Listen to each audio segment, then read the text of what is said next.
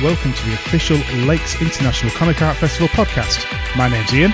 And my name's Nikki, bringing you the best in comics and graphic novels and updates from the festival.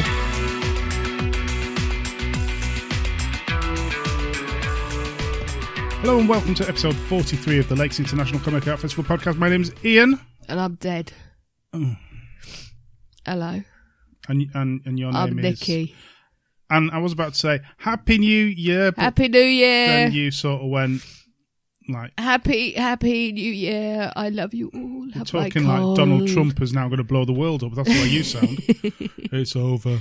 Everything's over. I'm dying. The machines have taken over the world. Oh, I'm going to cough. You're going to have to like pause it and edit things now. Oh, don't make me edit I'm going to have to. I've got a cough. Healthy. She my smokes lung fell off. 400 a day. I don't smoke anything. She rolls up comic books to smoke. She's that desperate. She doesn't smoke, by the way. We don't condone smoking. No, I'm asthmatic. So a cold is like... Oh my God.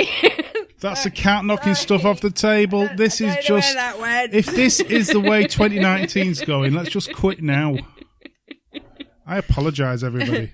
I could edit that out, but I'm not going to. I'm sorry. So, 2019 is here. Oh, it feels amazing. 2018 is gone, and as usual, we give our top 10 books of 2018 that we have read. Bring it on. We're going to talk about that in just a minute. We've also got Mike and Pete giving us a 2-hour top session. I was about to say top 10, but it's not. It's top everything of 2018. They are. Comics, TVs, movies, and what they're looking forward to as well. They are the ones to finish a year off and let it all out for the They let it all out. They let all their anger out. Do they let all their anger out? No, they're very good. I couldn't imagine either of them being angry. They're like little perfect fairies of happiness. Fairies of happiness?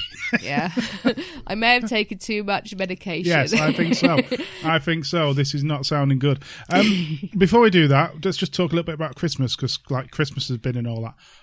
Did it say Christmas? It was my birthday. You did have a birthday, did you? You did a little birthday surprise for me, didn't you? Because someone was 40. Woohoo! I don't look it. Yeah, so what did you do? I hired out a cinema. Well, we won't call it a cinema. Shut up.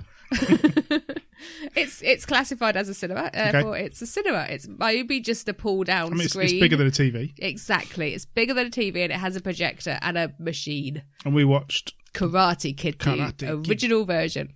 Yes. On sofas in the gloaming with a glass of wine, because there's a bar in there. It's the best cinema ever.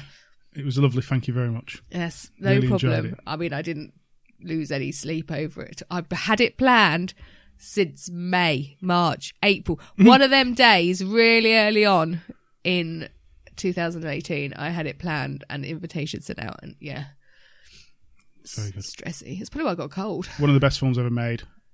Don't care what you all think. It's fact. Yeah, it's all right. No, it's fact. All right. And I am Mr. Miyagi. Of course you are. I am. Yeah, well, you had the bandana and everything. So, you know.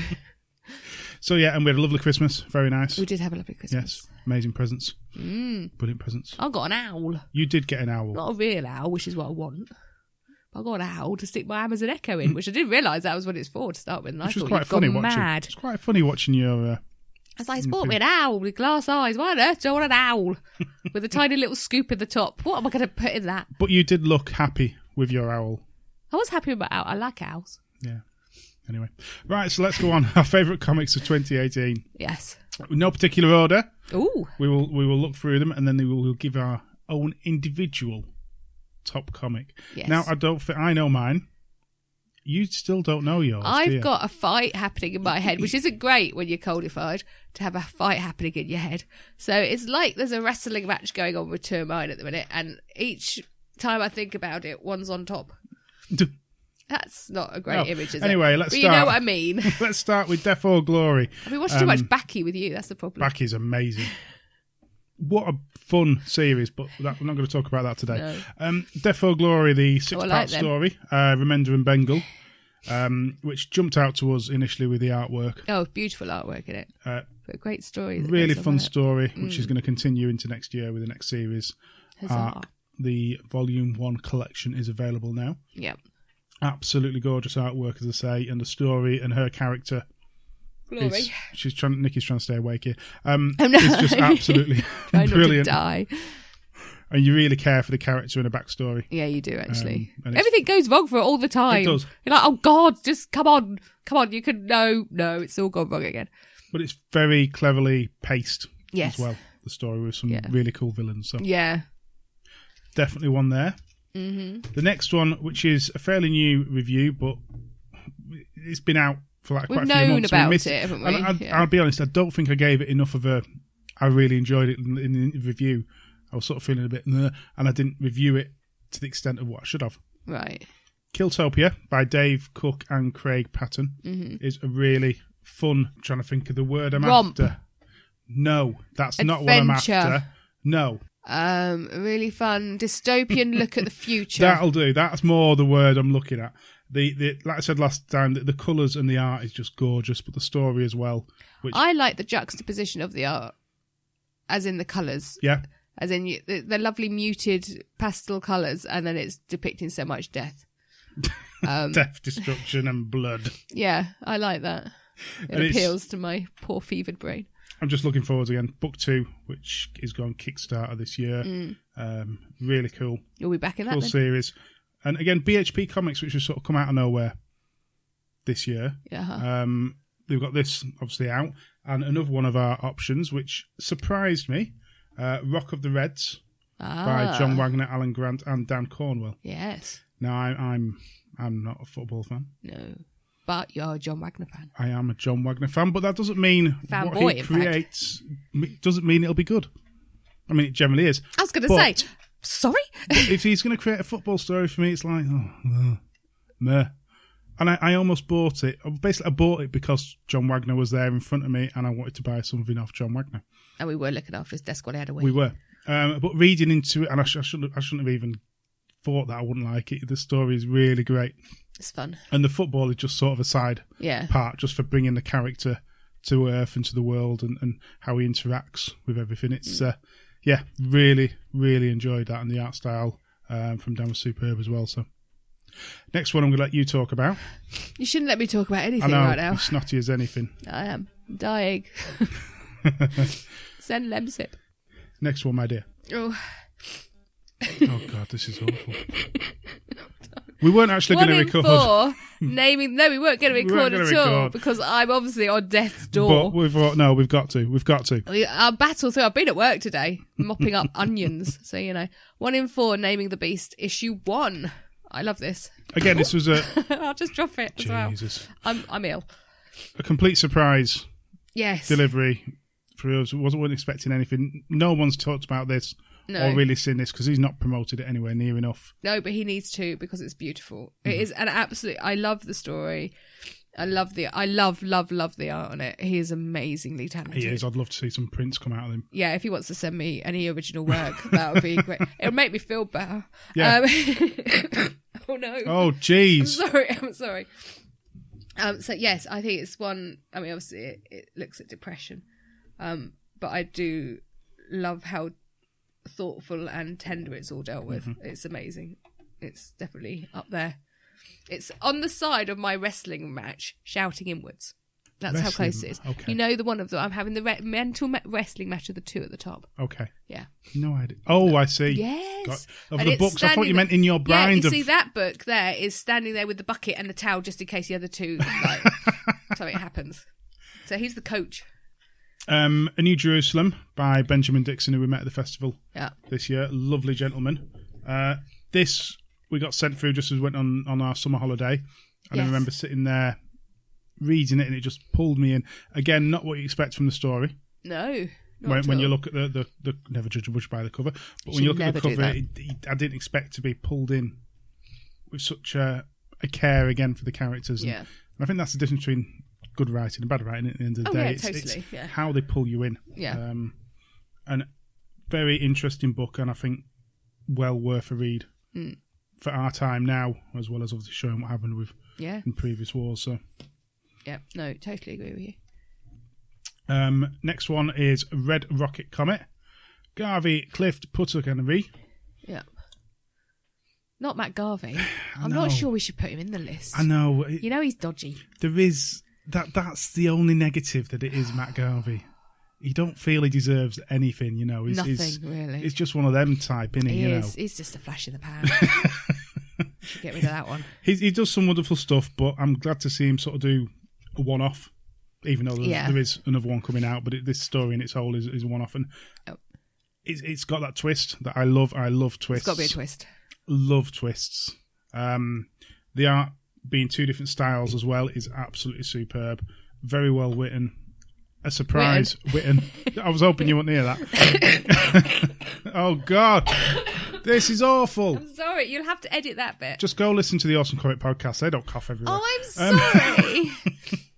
Anyway, Tom will cough now in the next episode. That's that comic spell, not the Awesome Comic podcast. Oh, no. Get your podcast right, love. She's telling me now to cut that bit out. Absolutely brilliant book. I'm not talking to anyone. Is sold out currently. But if he prints them again... Sold out. He's sold all three of them. He's doing well. He'll love that. The next one, Traces of the Great War. Now, I feel in some ways that perhaps we shouldn't put this in because we are linked to the Comic Art Festival. However, it is such a magnificent piece of work. Mm.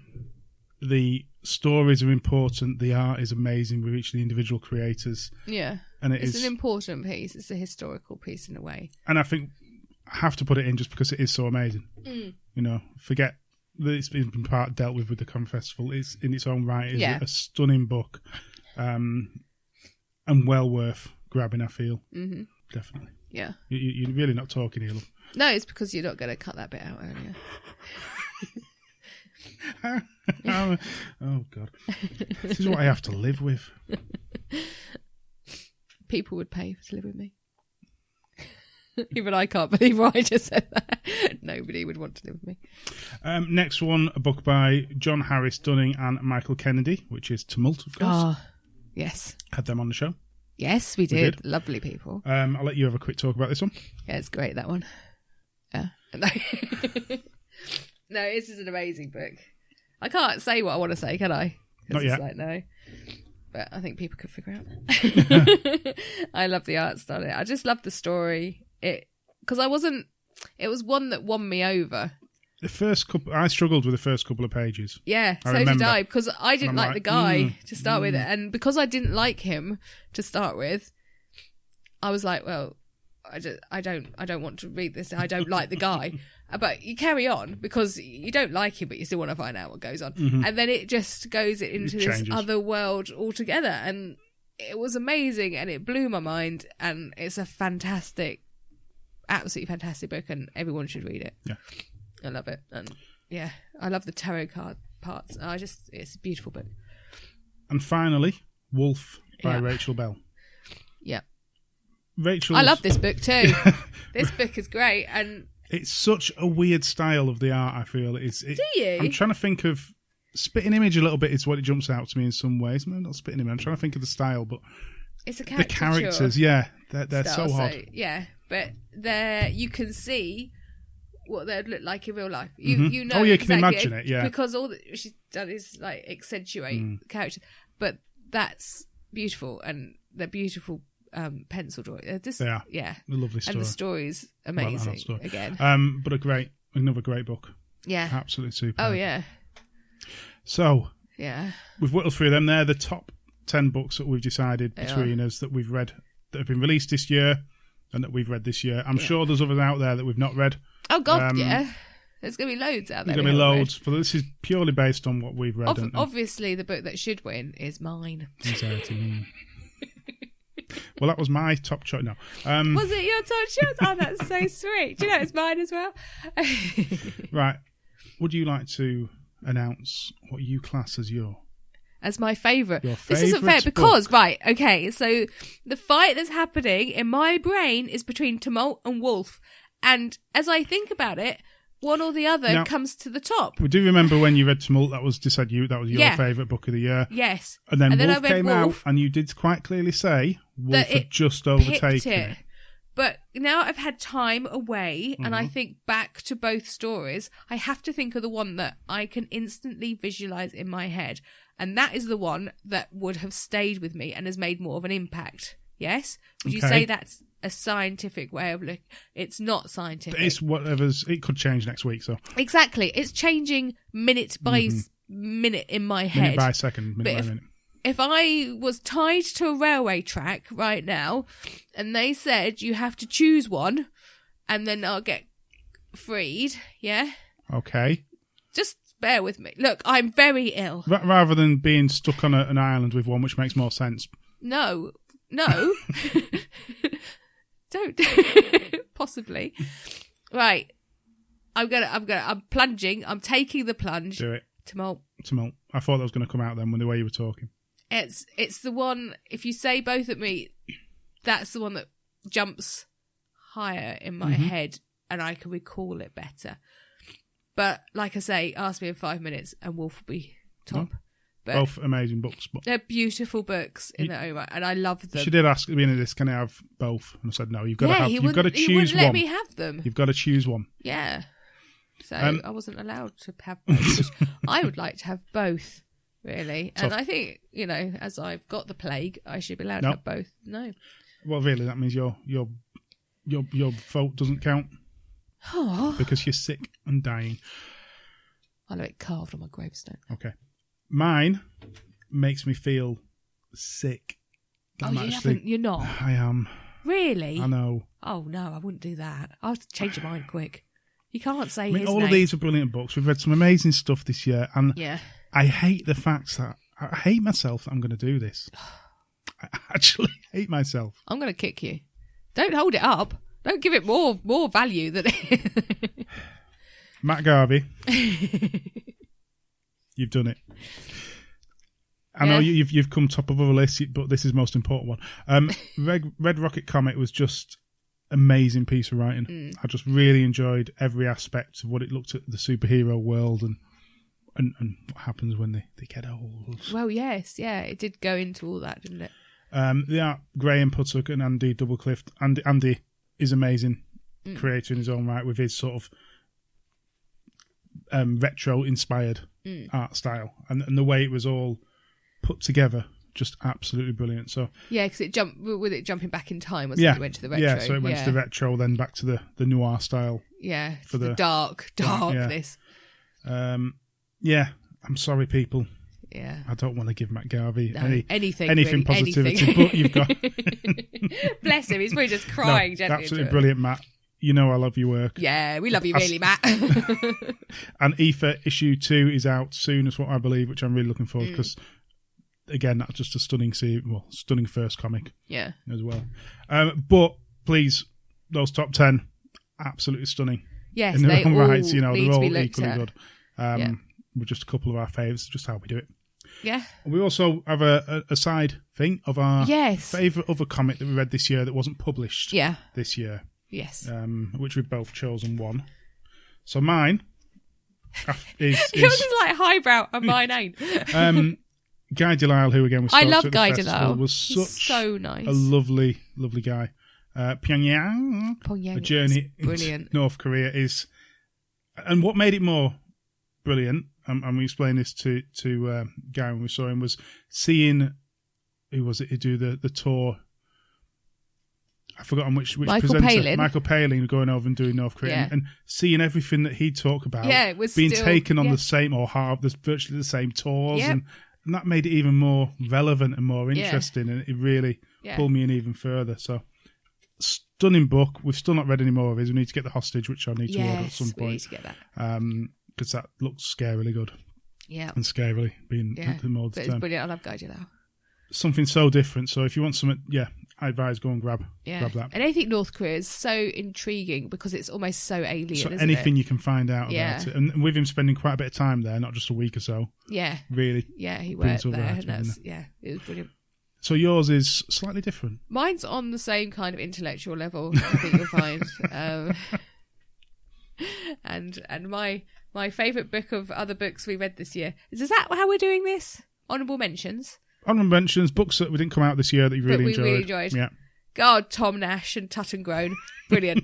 I love them. I mean, he puts so much time into his art.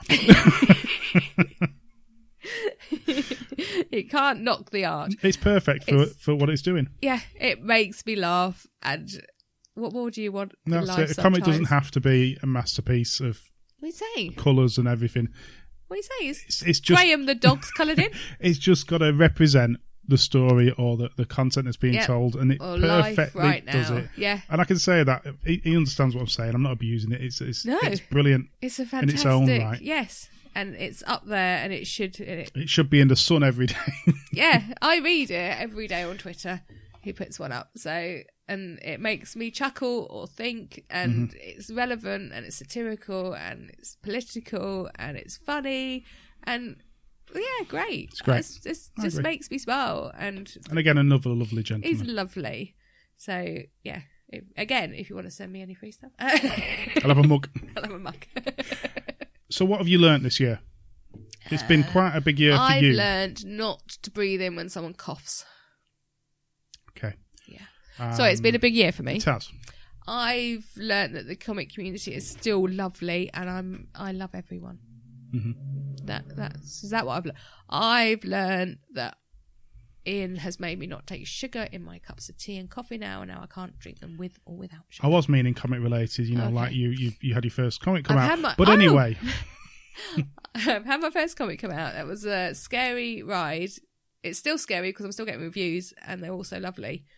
And people are finding things I didn't even know I'd put in there, which is even more nice. Mm-hmm. Yeah. So, and coming on that 100 list, blew my mind. Blew my little mind. Matt Garvey was number 1.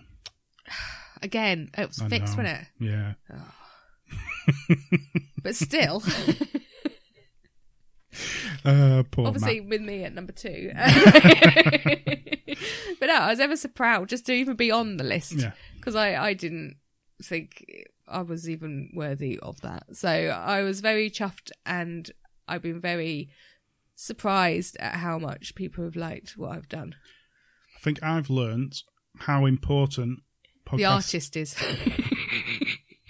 How important Nikki is. Will you be quiet for once? You wouldn't speak earlier. How important podcasts like this are. Yeah. Having done your comic and trying to get it promoted out there and get people to talk about it, which is hard because there's so many other comics who equally deserve... You say you just pulled strings to get people to read my comic and it didn't do it on its own merit. Oh, I'm going to cry. But it is so hard to get any publicity of any type to without any backing of a publisher or anything. That has been, yes, and you can really see how hard it is for people to get noticed when you're doing it yourself, because a lot of places don't take notice of you. And we did find that out, didn't we? So, yeah, you've got to really push. And I'm lucky that I've got you to do that, because I wouldn't push myself. Still need to do more. It still needs to be, it is hard. It is. For those people out there who are doing this and trying to make careers out of it, Oh, hats off to you. I'm still cleaning a supermarket. I'm not making me millions yet. And and I think it sort of taught me what we need to do. Yeah. And how we need to perhaps focus our reviews on a broader range as well. That's fine. One of the things we've done, which it sort of links into this, is we finally purchased ourselves an iPad. It's on its way, so we can finally sit and enjoy comics properly. The digital ones, because it's been very hard. If you haven't got something to read them on properly, then it's... And this is the thing about indie comic makers. You can't afford to send out comics to reviewers, to publicity things. You've got to do it digitally. Yeah. Which we've not been able to fully enjoy the stuff that's been sent to us in the past. So that's that. From now on, that is changing. Yeah. We've already got quite a few comics lined up. Awesome. To review. Yes, the Awesome Comics Podcast issue 3 is one of them. Well done. No, we've got quite a few. They're not going to talk to me ever again. We've got quite a few lined up, ready to go. But please, if you want us to have a look at your book, then we can't guarantee we'll review it, but we will take the time to read it. Yes, we will. And we will try and review as many as possible. Lost in a sea of things. We do actually look. So yeah. So, any plans for 2019? Finish off my children's silent comic. Mm-hmm. Get that ready for our first convention. Which one are we doing? Oldham, but that's quite a while off yet. So we may have only one before 4 pages in. At least I've got it planned out this time. I've actually planned this one. I know. So yes, it hit me in a thing. So in a thing, it hit me.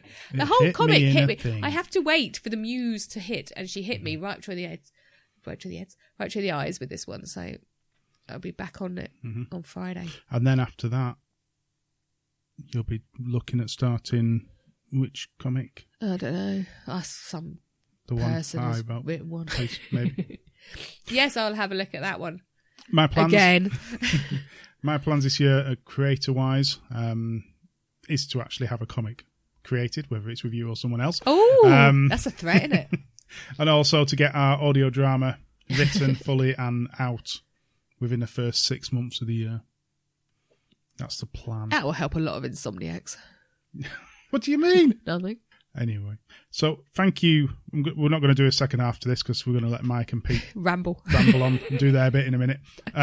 Thank you to anyone who's listened in 2018. Yes, thank you. It really means a lot. When people have come up to us in the street and said, listen, or they listen at conventions and stuff, not just random. No, just randomly. They just stalk us. And like people from other countries who've listened, and it means such a lot. I'm so chuffed with it all, really. So she's not crying, she's just snotty. I would cry, but it would just be even more of a mess than I am right now. No, but thank you for listening. It means the world. It really thank does. you to support. Thank you to the festival again for supporting us. And we've got a big 2019 planned.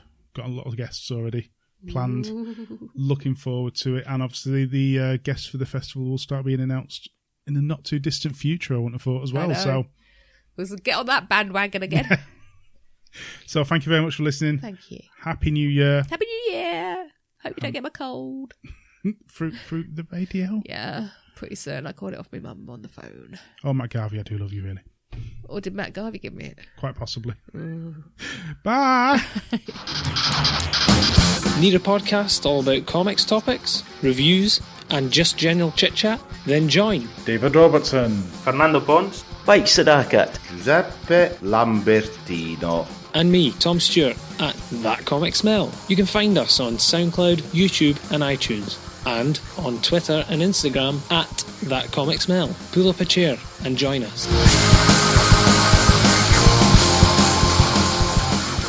How do? Welcome to Mutter Downs, the comic chat section of the podcast. I'm Pete Taylor. I'm a small press comics creator and illustrator. Online, I trade as This Man, This Pete. And today, I'm doing another chat with Mike. Hello. Mike, professional amateur with a capital A. Another of Mike's mutterings. Full-on Christmas chatfest, yakfest even. So today we're going to be talking end-of-year top 10s. Indeedy. So and it's been an interesting year. We're going to do comics, sort of graphic novels first, and then we're going to do TV and TV film.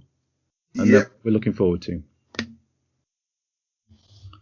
So, do you want to start then?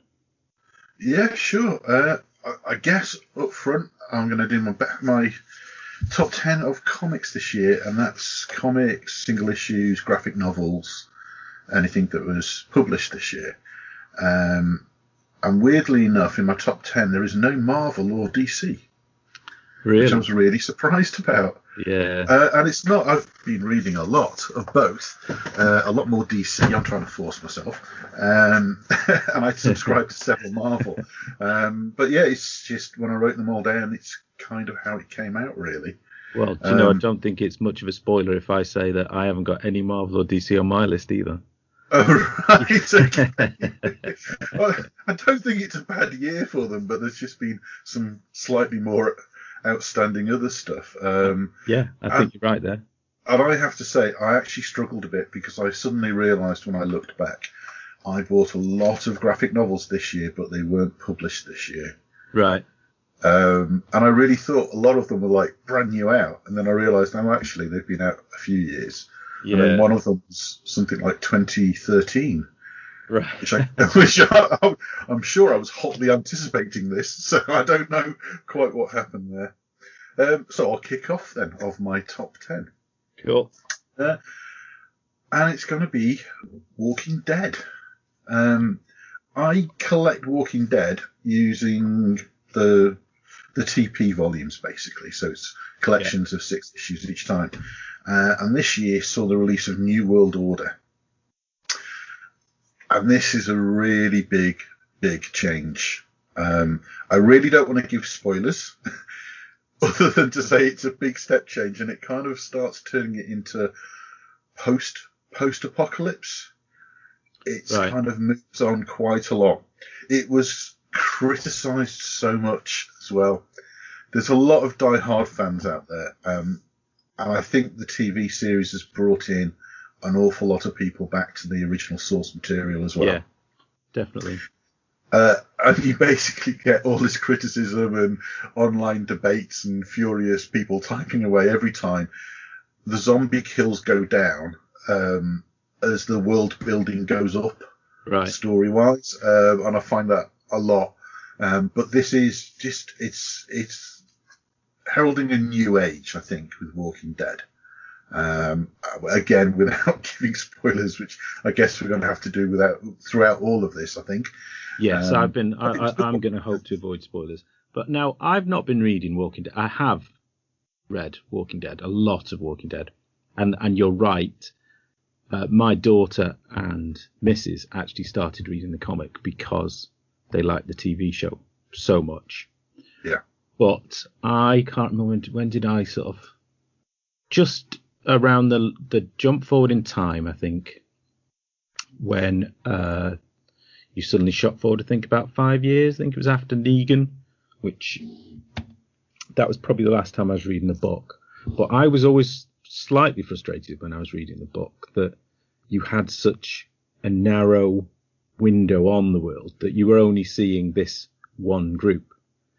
And I always quite talked with my friends about how I'd like to see more of the wider world. I'd like to see how other areas of the world were being affected.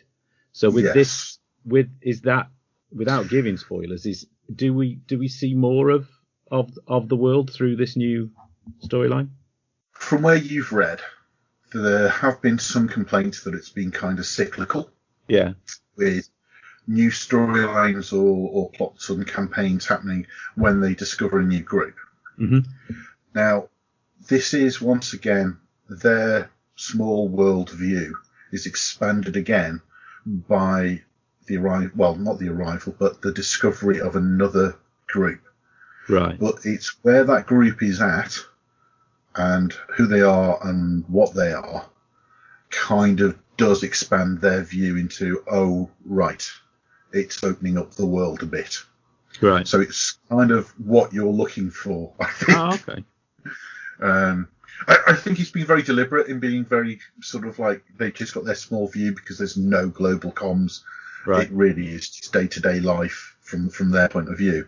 But yes, this is the expansion of. So I think that's why I think it's the next phase. Cool. Kind of exciting. It's scraped into the top 10 anyway. Yes, it's interesting. Yeah. Well, a quick little. With me, it's funny.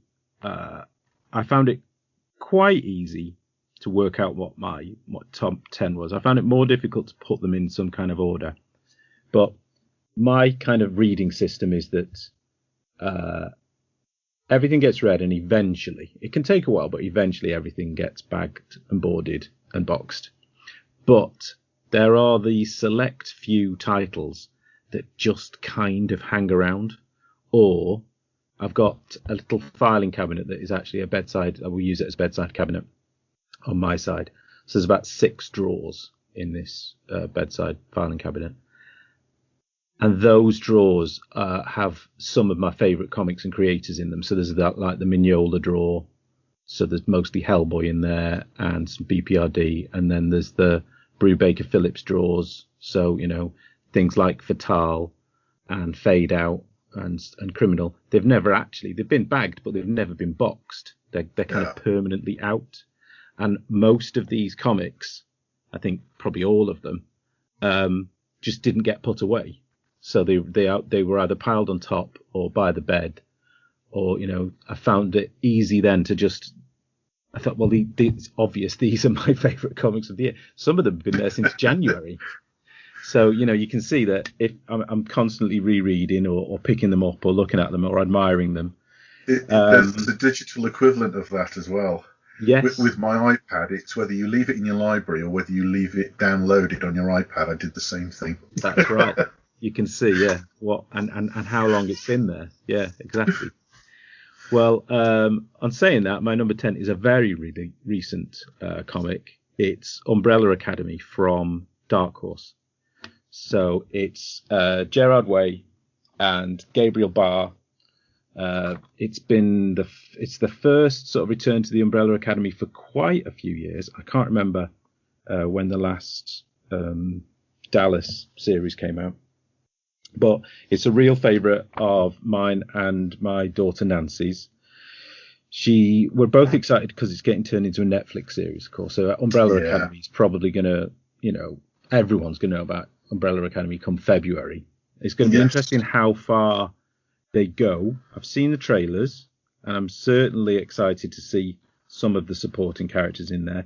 They've not, it seems, gone quite as big as they could have, because there's lots of big stuff in Umbrella Academy. It is it's a bunch of it's a family of strangely powered individuals.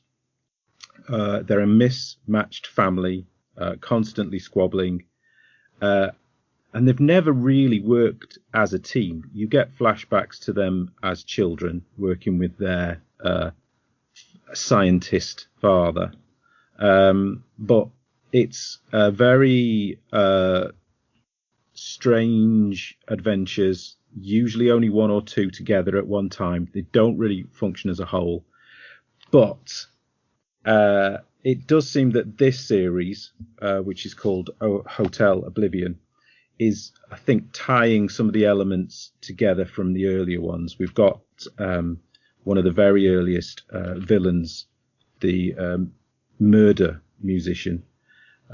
He's come back, but it's strange. It's gorgeously drawn.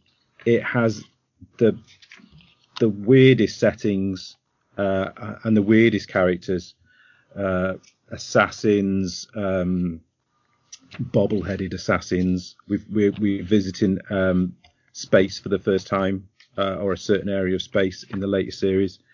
It's Gabriel Barr's artwork, of course, is a massive draw for me, but it's always great to enjoy it with Nancy as well. Lots of my comics, it's funny, I've realised, have some form now of kind of interaction, whether it's online or whether it's, like you mentioned, there are forums or message boards that you might go to sometimes for a bit of backup or a bit of search, or just being able to chat with mates down the pub. So my number 10 is Umbrella Academy.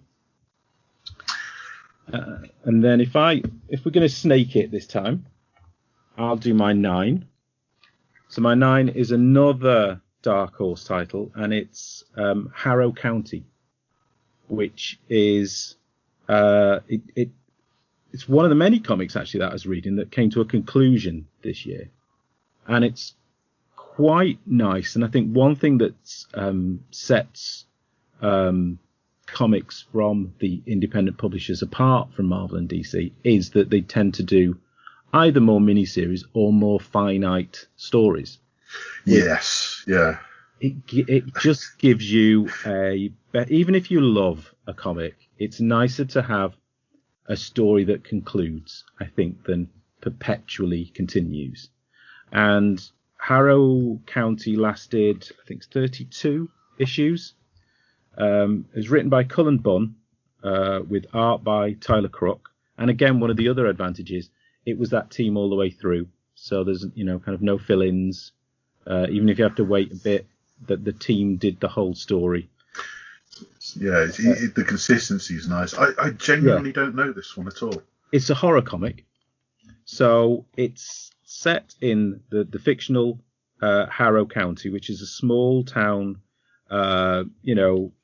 It has a kind of almost 30s vibe to it. I'm not. It's technologically limited in the sense that, you know, it's a simple life in this. It's a modern sort of 30s setting. It's about a young girl who gradually finds herself the holder of, you know, a great deal of power. It's a horror comic. She finds herself that she has links to a witch who has terror. You know, it's difficult. Difficult to stop. So conscious of spoilers, but it basically starts with this girl in a relationship with a witch who has, should we say, more connections to the townsfolk than you initially find out.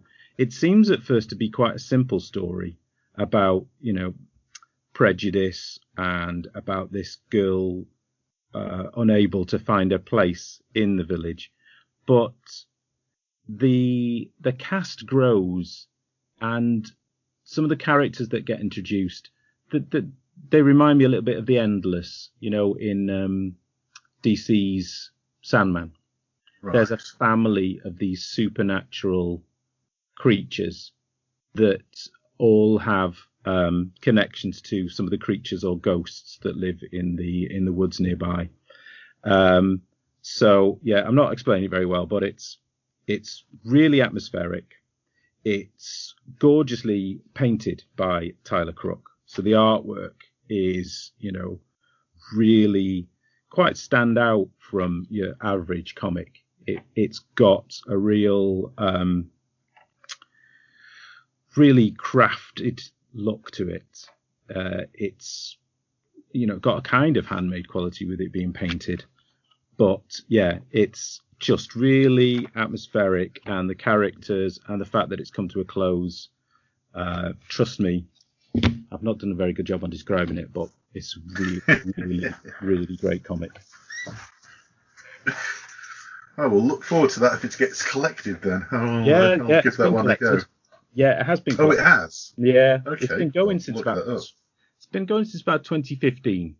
Right. So, you know, 30 issues. There's been a few gaps in this, but it's one story, and I thought it was it seemed quite a simple story. It had quite a small cast. It was a girl who had strange powers and connections to her local area, and control over the strange creatures that live there. But then, obviously, maybe it could have just stayed at that part of the story, but it was obviously successful enough to be expanded upon. Right. And that expansion then brought in this bigger story, and it then grew in ways I didn't expect it to, with a bigger cast. So that's actually quite a good segue to my number 8, because it's the polar opposite. It's Monstrous, Volume 3. Hang on, Mike, have you done 9? This is my number 9. It's me that's out of order. Yeah. It is my number 9, don't worry. It's back in episode 24. I did a whole Mike's Mutterings on Monstrous Volume 1. Yes. It wasn't something that was bought for me. It was bought for Alison. She got Volume 1 and 2, and it was sat there on the coffee table for just saying, "Read me, read me." Yeah. And it's the heroine is a young girl called Maker, but it starts complex. It's one of the most dense works right from the beginning, and you're just thrown into it with almost no explanation. You really do have to keep reading to even understand what this war seems to be going on. But It's such a unique setting. It's kind of 1900s, I'd say, but it's in a fantasy sort of Asian empire. The aesthetic is very sort of Art Deco steampunk. Yeah, but it's really strong, isn't it? Yeah, it is. It is. I think that's what sucks you in immediately. And again, it's so long into it until you understand that it's actually all about a war between the sort of the magically animal-infused arcanics versus the humans that have grown up around this kind of witch cult. It's Marjorie Ann Liu who does the story, but it's Sana Takada who does the artwork. And it's just a marriage made in heaven. I think the writing and the artwork just sort of equals each other. It's so good. I mean, it's a complex story, and it gets more and more complex as it goes on. Yeah. And I really like this volume 3 because it kind of almost takes a little bit of a break. It's all about them seeking sanctuary in a harbour town called Tears Shed. And although there's a strong story going on around it, it takes a little bit of a breather to give backstories to some of the main characters. And that's all I can say without, obviously, spoilers, but that's a welcome break, I think, from the previous 2 volumes. Just that small respite just to get to know some of the newer characters that have come in. Mm-hmm. But yeah, it's a cracking one. Again, I've started going back, and because the writer also did quite a bit of X-23 stuff and Astonishing X-Men, which I did read, I've gone back to sort of seek out other stuff that she's written because of this. And I think that's an important thing to do after you find a series you like. Find out what else the artist has done. Find out what else the writer's done. So that was my number 9. Brilliant. And number 8 is another continuation of a long story that I'm reading, and that's Copperhead Volume 4, which, again, I've covered Copperhead in a previous episode of the podcast, quite a way back. I think it was like episode 16, 17, something, in my Cowboys in Space episode, where I gathered all the different films and comics that basically were cowboys in space. And it's a genre I'm really, really into as well. In fact, pre-chat before we started recording, I even mentioned I was looking for the Sean Connery film Outlook, which is the perfect example. That's High Noon, isn't it? High Noon in space. Yeah, superb film. But this is the closest thing I can describe this is I don't know if you've ever seen the series Justified. I saw a first couple, yes. Yeah. It's that based in a Star Wars type cantina universe. All right. Is the easiest way to describe it. That covers all bases of what's in the comic, actually. But it's just very addictive. It's about a sheriff, Clara Bronson, who's a single mother. And the series, first of all, started with her just being moved into this town to be sheriff. As the story's progressed, previously, she is followed by her ex and his girlfriend, who have just escaped from prison. So this is all about trying to protect her son Zeke. There were some criticisms in the previous volume and this one about the artwork. And it's Glabluski who did the first 2 volumes, I think. And it was great artwork, but the artwork now is done by Drew Moss, and it's a lot rougher style. Mm-hmm. And it's come in for a lot of criticism, and it's just a different style. It still tells the story brilliantly. And I get it. Sometimes you do get disappointed when there's a bit of a shake-up of sometimes the artist, rarely, but occasionally the writer, when it's a single series like this. But I'm still enjoying it hugely. And who's that published by? Oh, I don't know what Copperhead is done by, actually. I will look that up as we're talking. Because I must admit, it's new to me. I remember you mentioning it, but I haven't come across that one at all. It sounds awesome. Yeah, it is a little bit of a weird niche series, like I say, but as you're getting into your westerns at the moment, you might quite appreciate it. Yeah, that's brilliant. No, we're on a bit of a kick at the moment. Yeah, we're doing all the spaghetti westerns at home. Okay, tell you what. Well, while you're looking that up, I'll move on to my number 8, which is it's another dark horse. So this is my third dark horse in a row, and actually, it's another dark horse title that has just been picked up for TV. So it's possibly going to be a TV show as well, and that is Black Hammer. You heard about this? Yeah, well, no, I've heard you rave about it. Yeah. And because of that, I have actually added onto a wish list. Yeah. I don't think the omnibus is out yet, is it? I don't think the omnibus, might not be. I was counting the episodes, and I think there has to be another 6 issues or something before they've got enough for an omnibus. Yeah. So I was going to add that into my things I'm looking forward to in 2019. Oh, okay. Yeah. I mean, it's purely based on your recommendations. It's already had, I think it had a short run.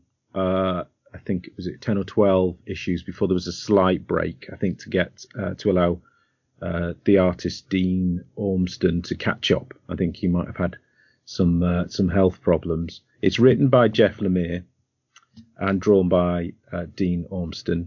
It's ostensibly it's a superhero title, but it starts with a group of, or the basic premise is there's a group of heroes that are certain archetypes, if you like. So we've got Colonel Weird, who's a kind of Adam Strange space hero. They all have a Golden Age, Silver Age kind of feel to them. There's a Barbalian, which is a kind of Martian Manhunter analog. He's a alien hiding amongst us, policeman by day. There's a Slam Bradley, who's street level Daredevil stroke sort of Captain America. He's a boxer. But they end up teaming up to battle, one of these crisis supervillains called, I think, the Anti-God. He was just this, essentially Galactus or Darkseid. Massive fight with this supervillain, and then they all disappear. We find that the world is going on without them and misses them. The daughter of one of the heroes, Black Hammer, is searching for the missing heroes. And then when we see where the missing heroes are, they're in a small town America, in a normal town, it seems. They're all living together on a farm. They don't know where they are. They don't know why they're there. They're trying to escape. But the whole time, you've got these 2 threads of a story. So you've got the world they've left behind, and you've got this strange environment where they are. They're not getting on. Some of the team are building lives in this new reality. Others are very unhappy about it.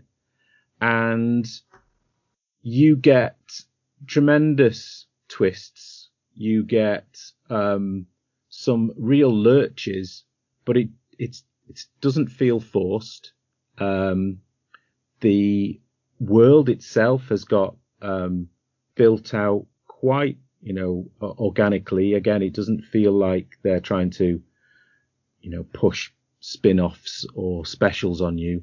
So we've had characters that are mentioned in the past in the story. Like there's a character called Dr. Starr. He's had his own miniseries. One of the villains, Sherlock Frankenstein, he's had a monthly, a little miniseries exploring the kind of rogues gallery. And the bunch of villains, as they're called, they don't seem very villainous when the stories are analysing them. They just seem a bit misunderstood or cranky, a lot of them. So there's been a future story set called The Quantum Age, but it's just come back, Black Hammer Age of Doom, and again, no spoilers, but we've just had the reveal of why they're in this small town and what happens past that. So it's just the right amount. It's not like that is the only idea. That's the beginning idea. So how they've explored where they are, their frustrations, their escape. It's really well done.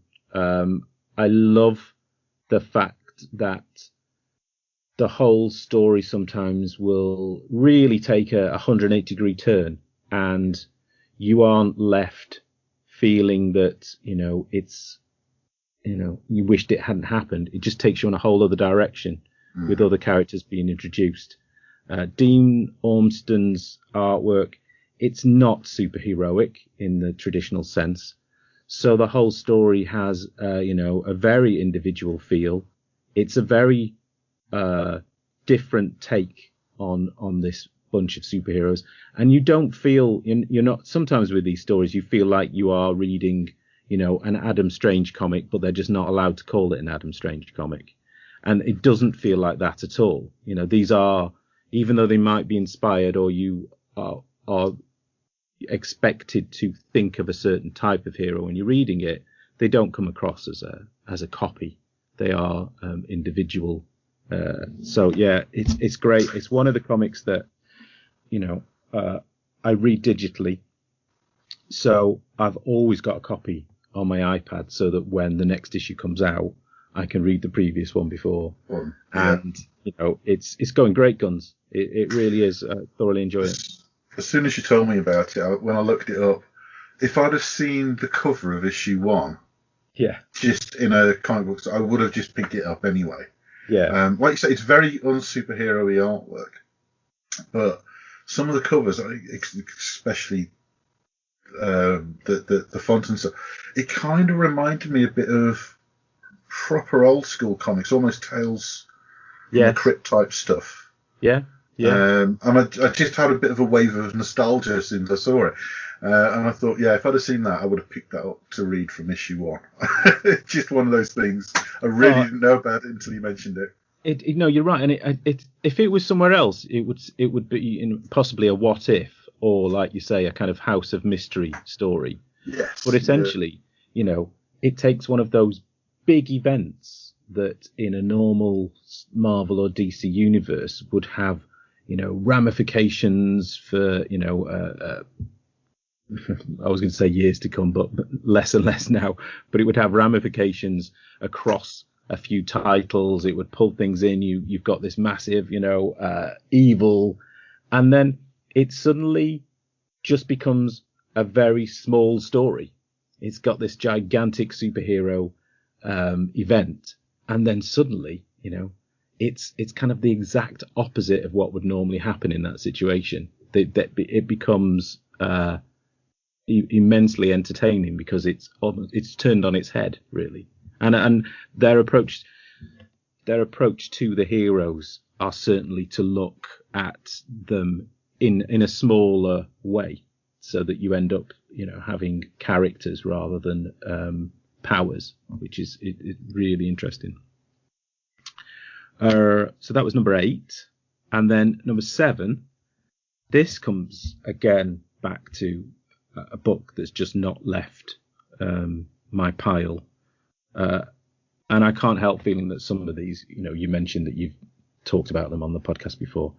I think some of these I do feel like I talk about too much, but it's because I do, genuinely and love them. But it's a book called Slots by Dan Panosian. He's written and drawn it, and it's just so stylish. It's a lovely cover. That just the front.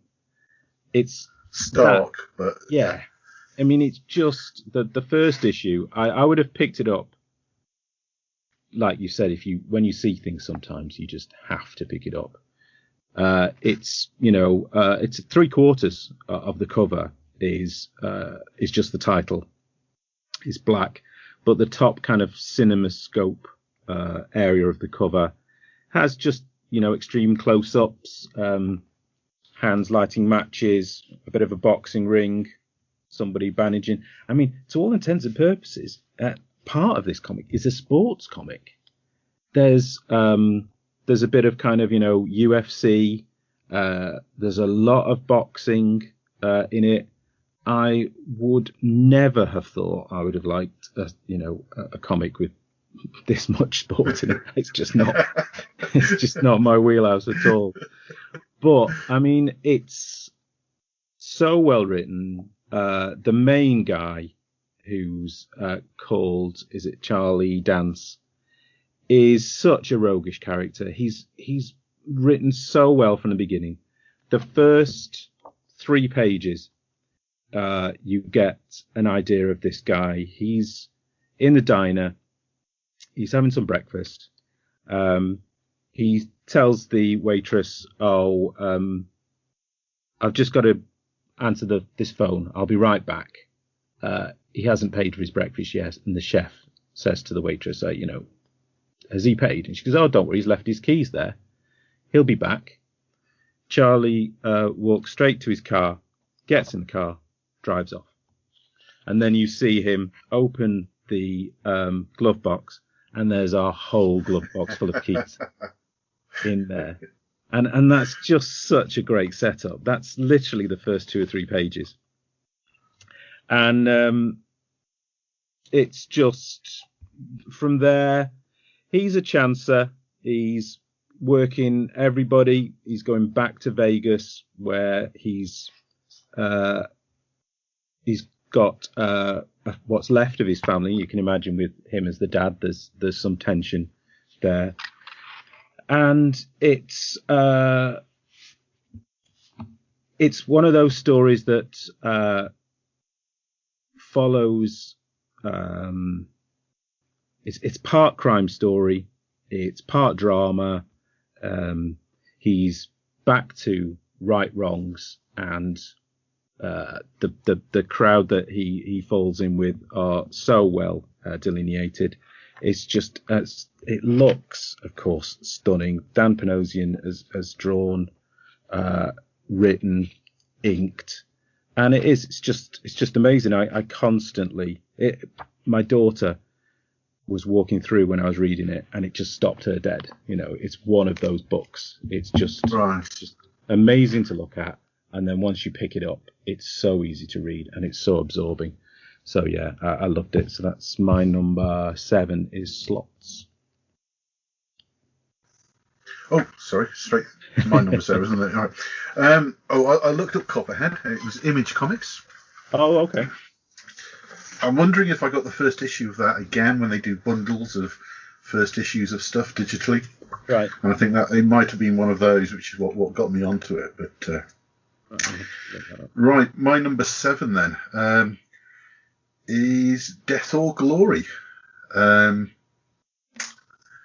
writer of this, funnily enough, was I think I waxed lyrical about the only other thing that I knew that Rick Remender actually wrote, which was Tokyo Ghost, which was just one of the best cyberpunk little one shots. Oh, it was awesome. Sean Murphy, wasn't it, doing the art on that?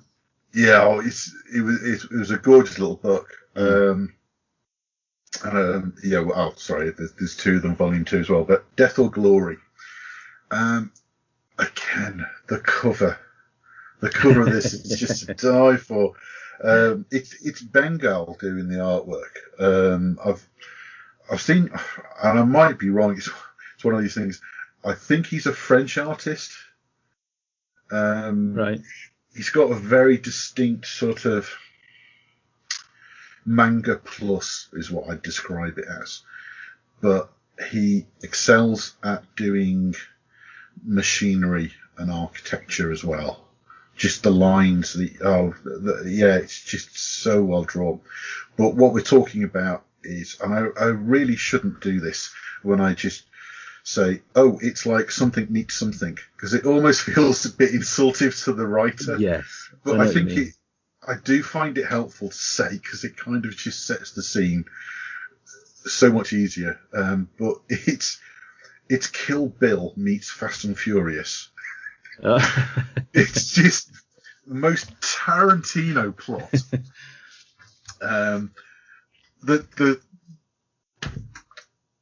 The heroine of the story of Death or Glory is Glory Owen, and she's basically through a convoluted set of circumstances going to try and pull off various interstate heists, high-speed ones, in order to pay for her father's surgery. It is an adventure film. It really is.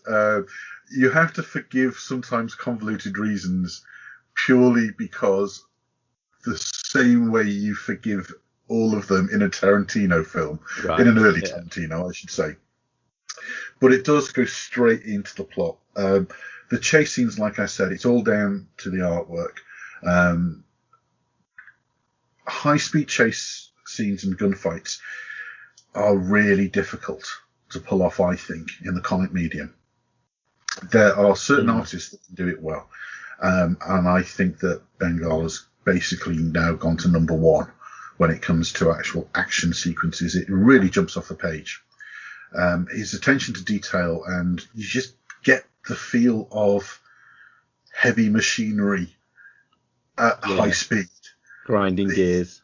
Yeah, it kind of puts a real sort of momentum into it. Wheeling tyres. Very clever, but just to go on the Tarantino side of things, it's just a mad mix of like Mexican cartel assassins, drug money, corrupt cops. It's so Fast and Furious car sequence only. I'm not a great fan of the Fast and Furious films, but again, it's one of those things you still end up watching them even by osmosis. And I think it's just captured the best of a road film. Right. And it's just in a comic book. I just thought it was extraordinary. It's definitely one to catch just if you want a good, fun read. Yeah. And it's nothing more than that. It's not, but the artwork again, it just elevates it more than it should do. My number 6, this is an odd one, really. Again, it was one of those where I bought a big bundle of first issues, and this was one of them. Gasolina. It was enough for me to go out and buy Volume 1 TP. Mm-hmm.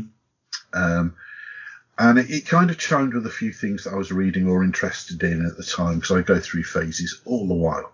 And I was going through a bit of a sort of like a modern era cartel war phase and reading around it. But this is an interesting one. The writer is Sean Makovitz, I think you pronounce it. Nick and Walter is the artist. It starts off completely real world, and it introduces you from the viewpoint of a really well characterized young couple, newlyweds, Randy and Amalia, in Mexico, as they come face to face with the real life Mexican drug war that's going on. Now, the cartels are just beyond belief.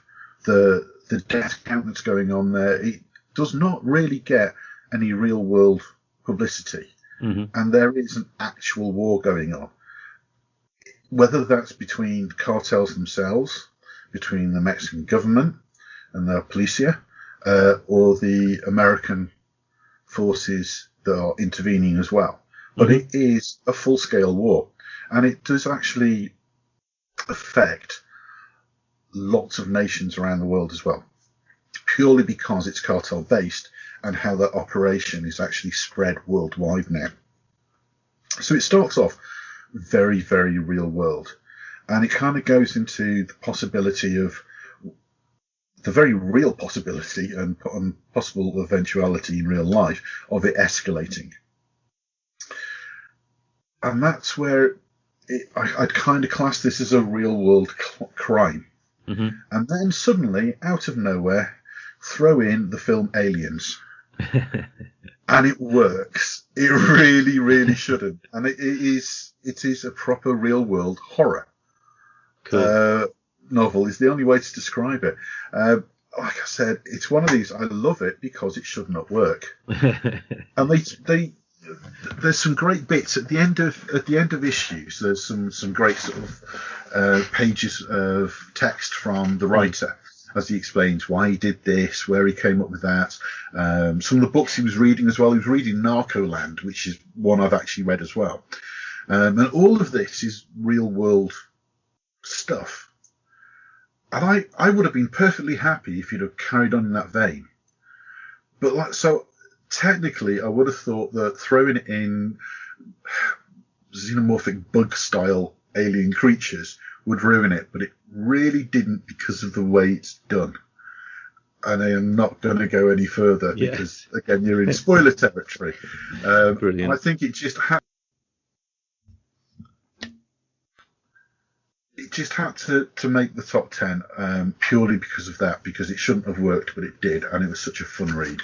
Even though it's on such a horrible topic to begin with. It's so realistic to begin with. But and that's my number 6. So that should be over to you. Number 6. I think anybody that knows me knew that this title would have to appear in my top 10.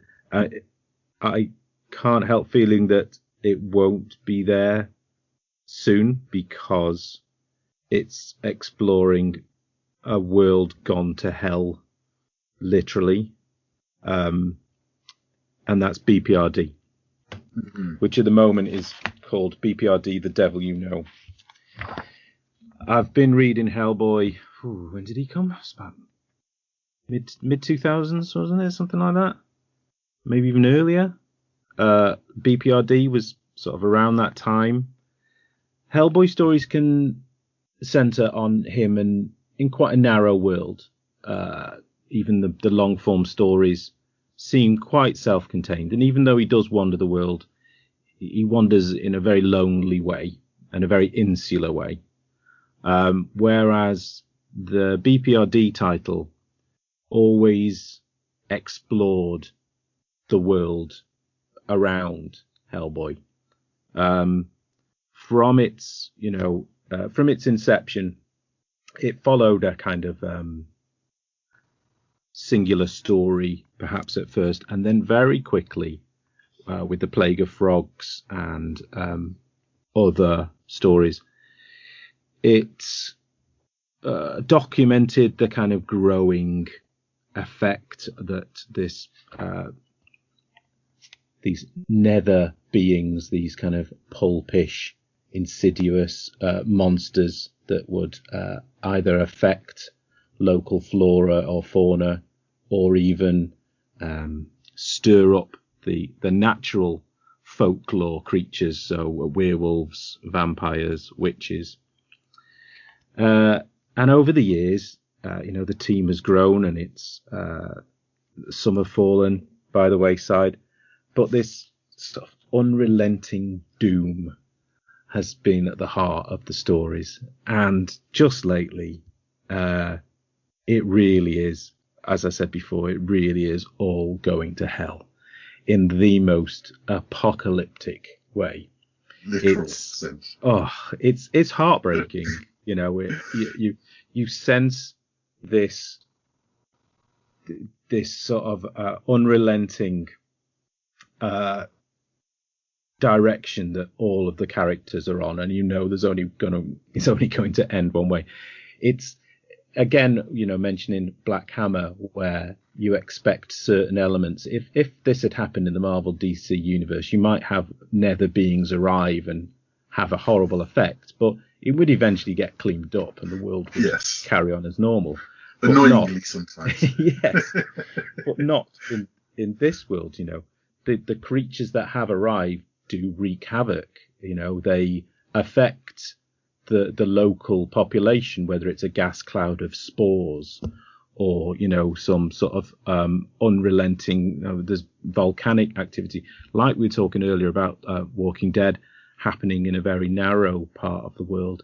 BPRD has explored the effects across the globe. So, we've seen what's happening in Germany and Indonesia. We've seen, the effects across the whole of the United States. They've worked with the Russian paranormal department.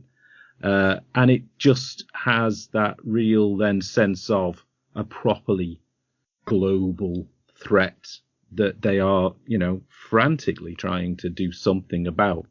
And it's brilliant. It's being written at the moment by Mike Mignola with Scott Alley, the former editor-in-chief. It's, had some rotating artists. Lawrence Campbell has done a lot of the work. We've had some, Christopher Mitten did the latest one, and Sebastian Fumara. And, it's always quality. It's always, right up there on my first reads. I will go as soon as I know that this is the week that BPRD is out. I'm in and I'm there. I always look forward to it. It's unrelenting horror, doom, apocalypse, and yeah, love it.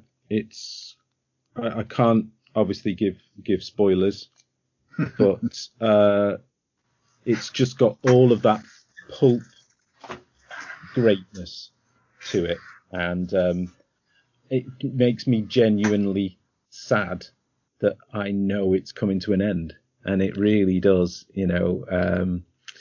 When you've had a book like that, it's going to leave a real hole in my reading experience. The fact that I won't have any BPRD, and that that adds poignancy to the whole thing. This lurch and march to the end. It makes it even seem all the sadder, because I really am going to be leaving behind characters that I've known and loved for decades. And then, so that's number 6, it's BPRD. And then, another reason why comics are so good at the moment, we've been talking across a lot of different genres. There's, a lot of horror, a lot of adventure, but it's almost, I suppose, a non-fiction take on the comic book industry itself. And my number 5 is Howard Chaykin's Hey Kids Comics. And it's a 5-issue miniseries. I have to say, it's got some of the worst covers that I've seen in a long time. They've gone photo cover, which is something you don't see nowadays. So there's some heavily photoshopped photo montage covers, which, I suppose, you've got the real world aspect of the subject matter. So I can see why they've done it, but it does not pull me in the way that some of the other covers that we've talked about did. But I'm a massive, massive Howard Chaykin fan. I haven't read some of his more recent work, United States of Hysteria, or there's another one he did. I can't remember. I'm blanking on what that's called now, but I've generally followed his career and read pretty much everything he's done. He is, he's one of those cartoonists. He writes, he draws. It's always got that snarky humour. His dialogue is always funny and smart-arsed.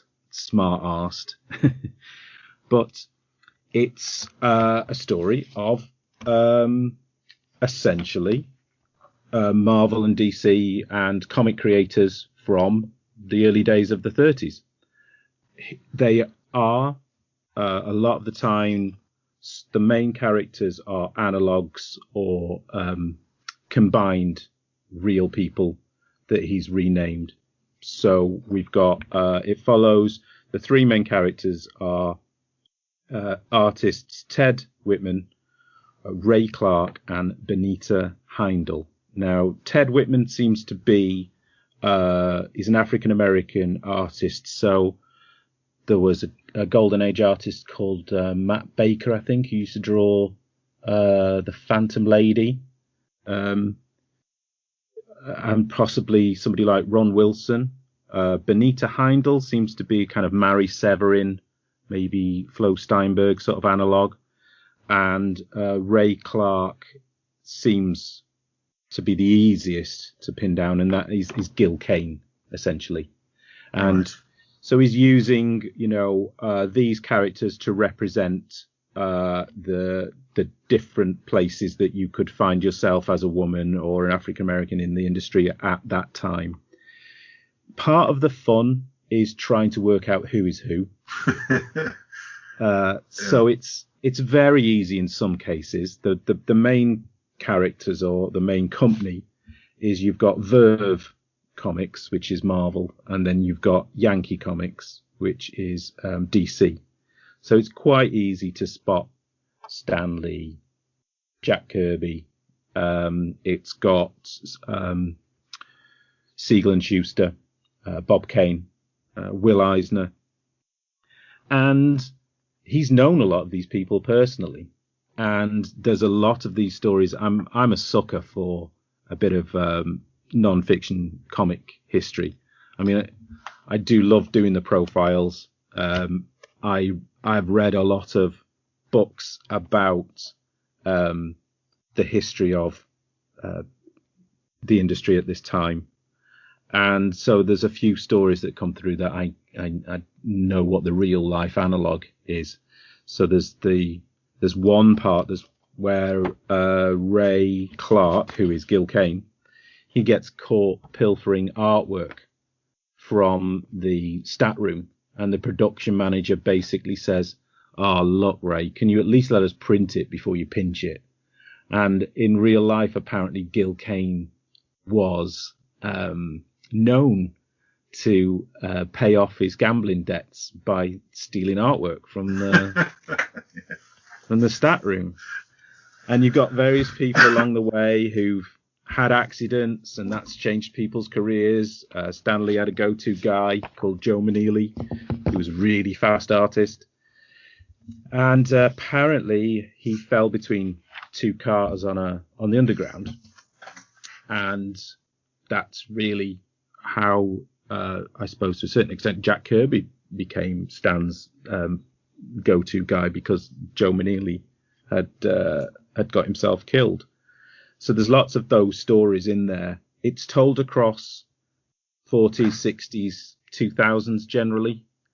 And, there's a lot of points being made about reevaluating the work they did, not necessarily knowing that what somebody created in the 30s or 40s was still going to be around and remembered in the 2000s, let alone making as much money as it is.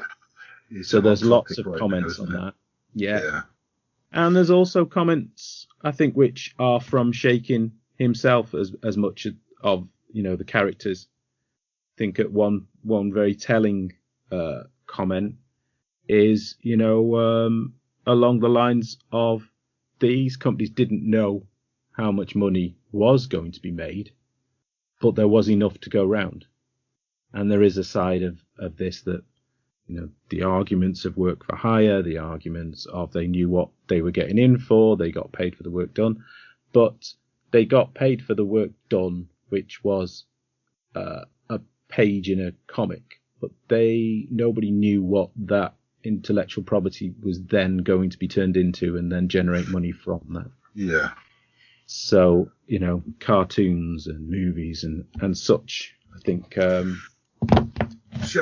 I've gotten a lot of these stories from at conventions when you've got somebody from a panel, and this is where you get a lot of these stories from. Yeah, definitely. There was obviously other published stuff, but I'm just wondering, because it seems it's a very high concept sort of work. This, is there any fictionalization? Or is it just a way of telling those stories without getting sued? There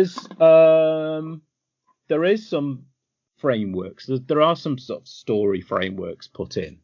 So there are, I think, ways most of the time to move from one story to another. There is points being made so that the choice of what stories are being collected together, he's fair. He doesn't seem to be doing it maliciously. He is making points about people that perhaps aren't regarded as outside the industry as being, particularly disagreeable, should we say. But I don't think it's all out there, if you know what I mean, in the sense of there are lots of books where these stories are available. Yeah. So he could have done perhaps a straight depiction of them, but by putting that layer of other characters on top, he's allowed to, like I say, amalgamate certain people, certain situations, and then you're looking at the gist of it rather than getting bogged down about that didn't really happen, or it happened somewhere else. So yeah. He's kind of weaving in highlights of. Yeah, exactly. And it's making bigger points or outcomes of the stories that are more important than the details. Yeah. Yeah, I think so. That sounds interesting, though. Yeah, it's really good. I mean, Shaken's it's so well told. He really does get things across with wit and brevity. You don't get the feeling, I don't get the feeling he's banging his drum. I mean, maybe other people will have a different opinion of him, but it's entertainingly told. It does, I think, depict the various times and trials and tribulations and how things have changed across the years, very well. But yeah, so that was number 5. Hey Kids Comics, Howard Shaken. Awesome. And hopefully, I think it did end with a potential to return, I think. So I think he's obviously got enough to I think come back, and I hope it's successful enough for him to come back. Excellent. So yeah, that's my number 5. It's a shame you didn't have your number 6 and number 5 transposed, because that would have been a brilliant segue. Because my number 5 is a big fat cheat. Oh right. You mentioned Hellboy. Yes. And I was about to correct you actually on the dates, because Seed of Destruction came out in 94. Right. I was thinking as soon as I said it. Yeah. It's so much older than you think. But I've got the first appearance of Hellboy, funnily enough. Sorry, Mike. I was just going through the cupboard yesterday. Nancy was doing a bit of sorting out, so I pulled. There's always boxes of comics squirreled all around this place, and this particular cupboard had about 4 boxes in there. And lo and behold, one of the issues that I found was the first appearance of Hellboy, which was in an issue of John Byrne's Next Men. Before Seeds of Destruction. It's only a few panels. He's literally, I think, walking through a sewer. He has various of the legend, the Dark Horse legend characters, so like Monkey Man and O'Brien, I think, and Marv appearing in this issue of Next Men. So yeah, I don't know. They are that is stuffed in the back, isn't it, of one of the graphic novels? Yeah, I think so. Because it's really been reprinted. Well, where have you had a continual history with Hellboy? I've had a very disjointed one. I have not read in order. I own very little Hellboy. I begged and borrowed quite a lot of it from friends, as we used to do mass swapping. Yeah. So you'd give each other 6 months worth of reading material, and just swap it over. And through that, I got quite a lot of Hellboy to read, and I absolutely loved it. And it was just something that I felt I hadn't collected from the beginning, and it kind of annoyed me. And then you try and collect bits, and then you go from... It got re-released in too many different formats, so you ended up getting lots of repeated material as well.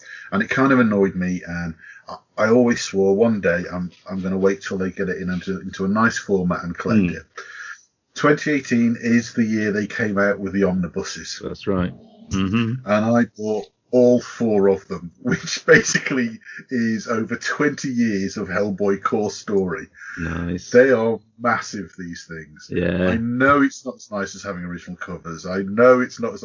But it's just the story and the artwork all in one place. Yeah. It is taking up a good chunk of shelf. And it's everything. There is 2 other omnibuses, which are the collections of short stories. And then the only thing that isn't in this series so far is Hellboy in the BPRD series, Hellboy in Hell, that kind of stuff.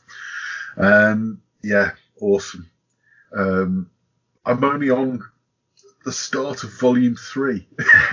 I've been hammering this, really have.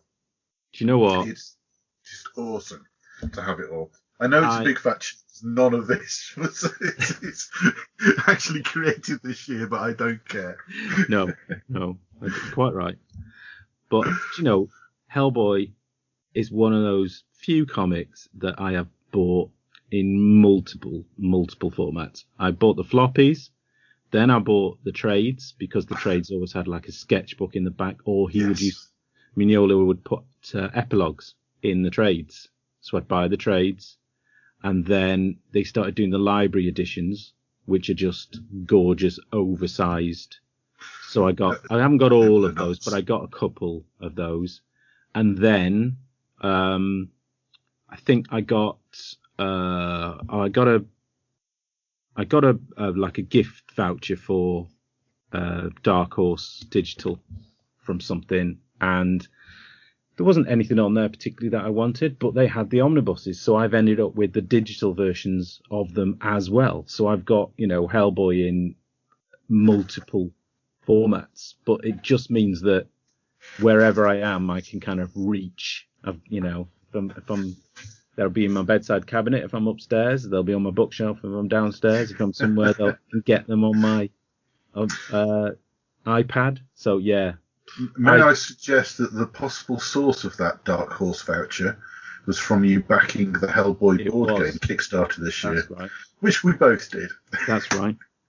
That's where it came from. Well remembered. Yeah, and we got Seeds of Destruction free as well. Yes. Yeah. So, which was one of the only trades that I actually owned. Yes. So I now have a separate copy, which I did pass on to somebody. So. And I brought Umbrella Academy, I think, as well as the Hellboy stuff. I bought Umbrella Academy because Nancy's nicked all of my copies of the actual comic. So I got the Umbrella Academy previous ones on there as well. So you're reading volume 3, which is the source material for the movie. Volume 3 is the Storm and the Fury, isn't it? And what's the first one called? It's Duncan Fegredo's amazing artwork. Because I'm reading that one as well at the moment. Yeah. Darkness Calls, Wild Hunt, the Storm, the Fury, the Mole. Yeah. Oh man, it is so good. So they are cleverly chosen. They are kind of in chronological orderish, aren't they? Yes. Yeah, they are. Which I think is something that was quite perturbed me sometimes, because even if you bought in real time in order, they weren't in chronological order of storytelling. So I really appreciate what the omnibus is doing there. I mean, the series all kind of followed on from each other anyway. What's going to be interesting is to read the sort of the short stories, which were, thrown around a little bit, weren't they? They would appear. That's the bits that jumped all over the place. Yeah. They'd appear in like Dark Horse Presents sometimes, and then they'd appear in, just in a trade, or some of them were, I think, giveaways as well that you wouldn't have been able to get hold of. So yeah, I'm gonna have to. I've got them all, like you say, but I'm just gonna have to. It's just so nice to be able to read them in that order. Yeah. Oh, amazing. But I will have an entire physical copy bookshelf shortly. Brilliant. Oh, I love them. Are you enjoying them? Absolutely, yeah. Oh, loving them. Yeah. I've got a highbrow number 4. Ooh. It took me by surprise. To Kill a Mockingbird. Oh, the comic adaptation. Really? Yeah. I've not heard of that. I do love the book. Yeah. Now, granted, it is something I did for GCSE English. Yeah. But I am actually a very wide reader. I do read my classics. Mm-hmm. I do read my crap pulp sci-fi. Yeah. I do read about. So I'm not one of these people that their only touch with the classics of any sort is just because they did it for GCSE. School. Coincidental, okay? But this is adopted and illustrated by Fred Frawden. It's a lovely work.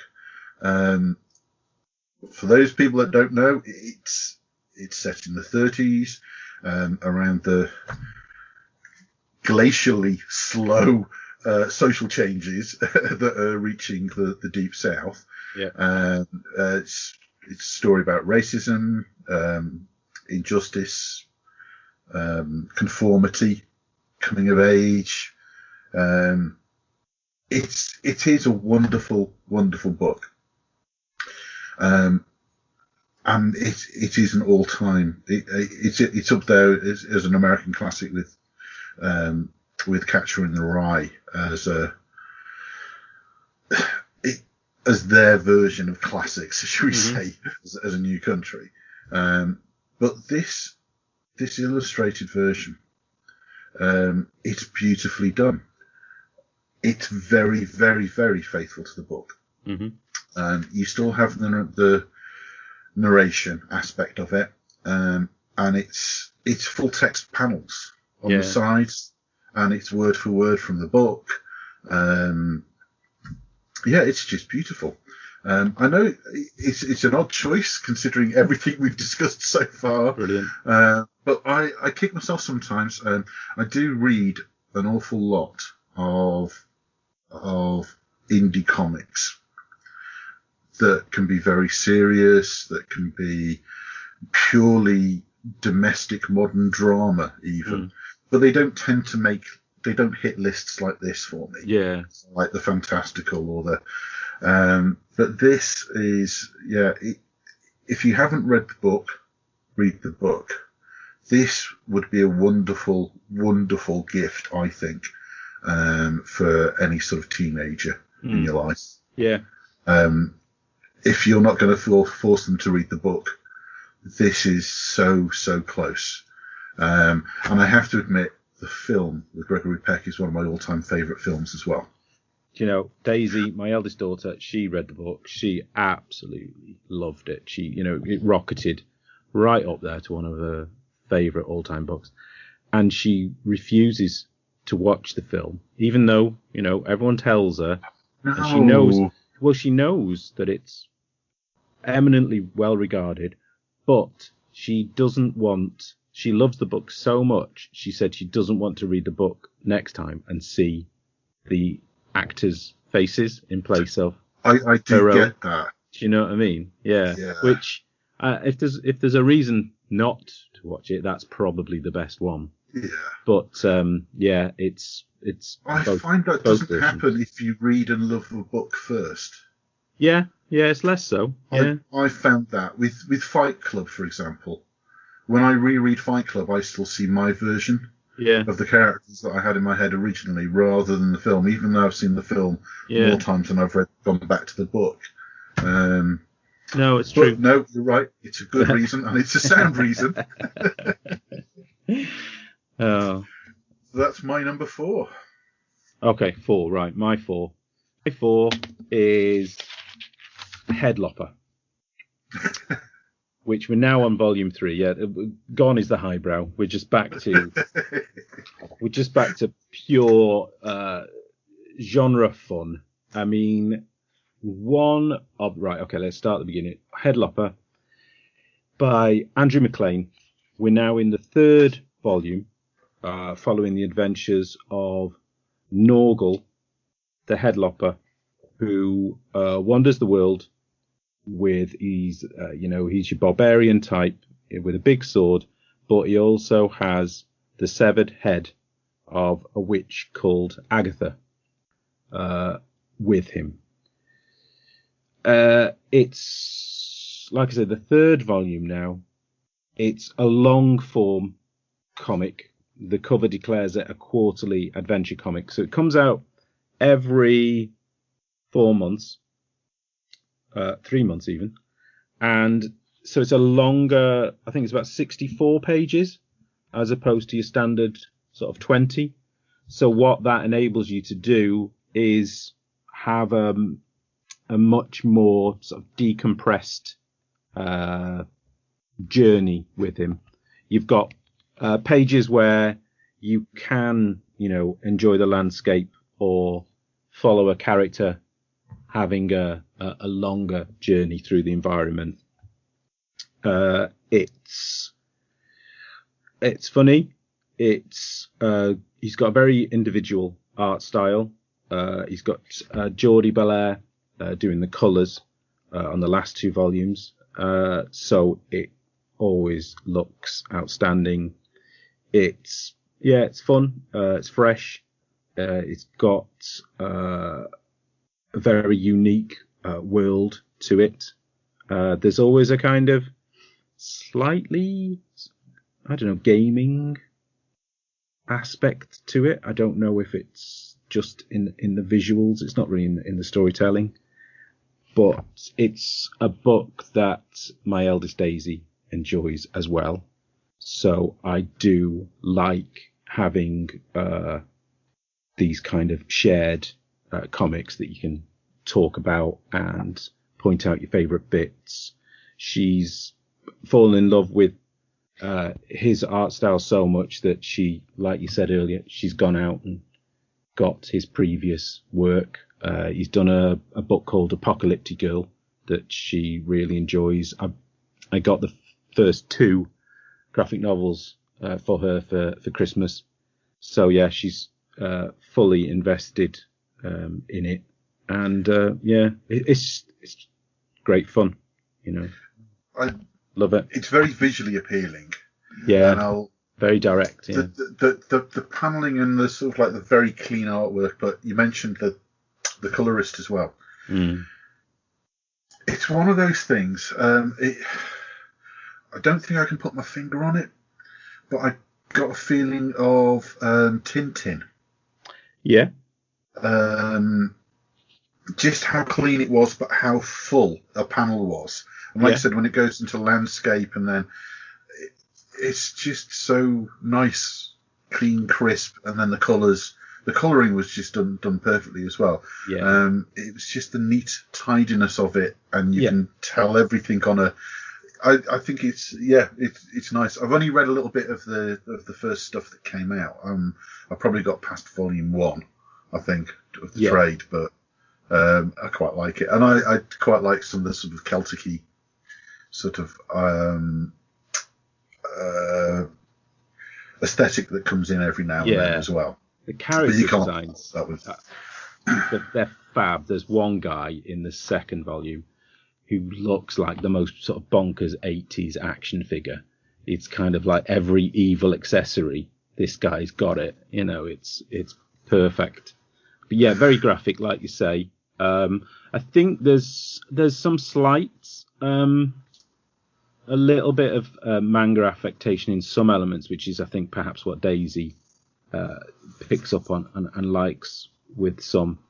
But he's able to use the space within the story really well. So you might have a slightly longer fight scene, or you'll have a more atmospheric build up for certain characters, because he's got his he's got the extra space in the volume that you wouldn't normally have.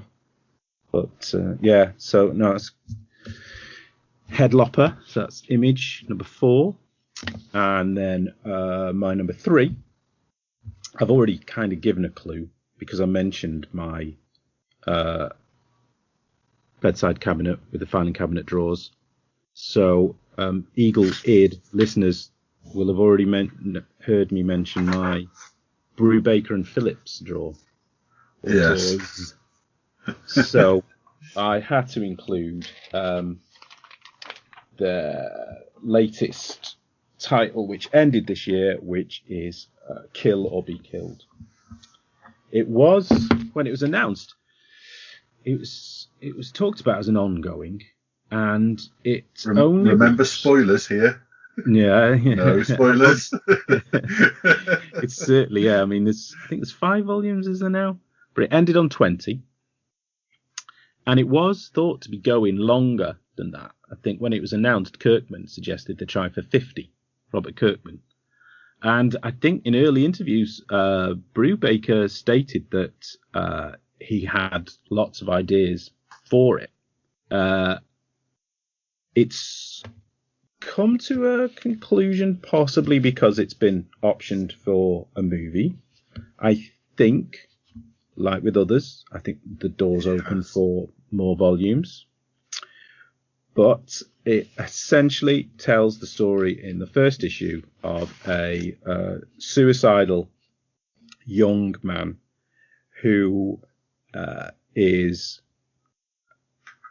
approached. Well, he's told by a demon that he can, if he kills every month, he'll live, essentially.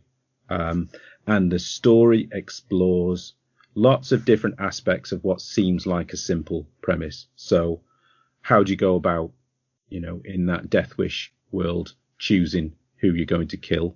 How do you believe it in the first place? Is it real? Are you hallucinating? With him being suicidal, he obviously realizes he has some, and other people in his world realize he has some mental illness problems. He's got medication. But along the way, all of these things are explored, how it affects his friends and family, how he goes about choosing targets, and how he goes about fulfilling the obligation. It's one of those comics that it never felt forced, even though he was getting into some situations where, with it being a real world premise, how would you cope? What would you do? And I think he's pretty close to being exactly, I think, what a person in that situation might end up doing. One of the main reasons as well that I got extra pleasure out of reading it was because I discovered the Undertow podcast as well, which is a podcast dedicated to the works of Brubaker and Phillips. 2 guys, Robert and Bob, are over in the States, and previous to Kill or Be Killed, they'd been doing a few random criminal issues, or they covered I think Scene of the Crime, the first Brubaker Phillips team up. But as the podcast seemed to start just as Kill or Be Killed started. So every month after the release of the book, a podcast would drop. Wow. with lots. That's a niche podcast. Oh, it's straight up my street. Oh man, I love it. It was, and it's very well covered.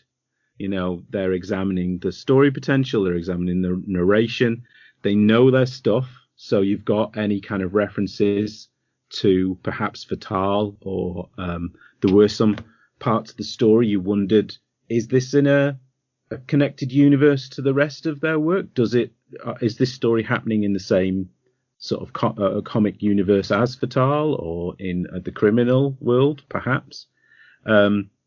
Because of their vast knowledge of that, they could bring in some elements of that to their narration. They would cover the news as well, so they'd talk about,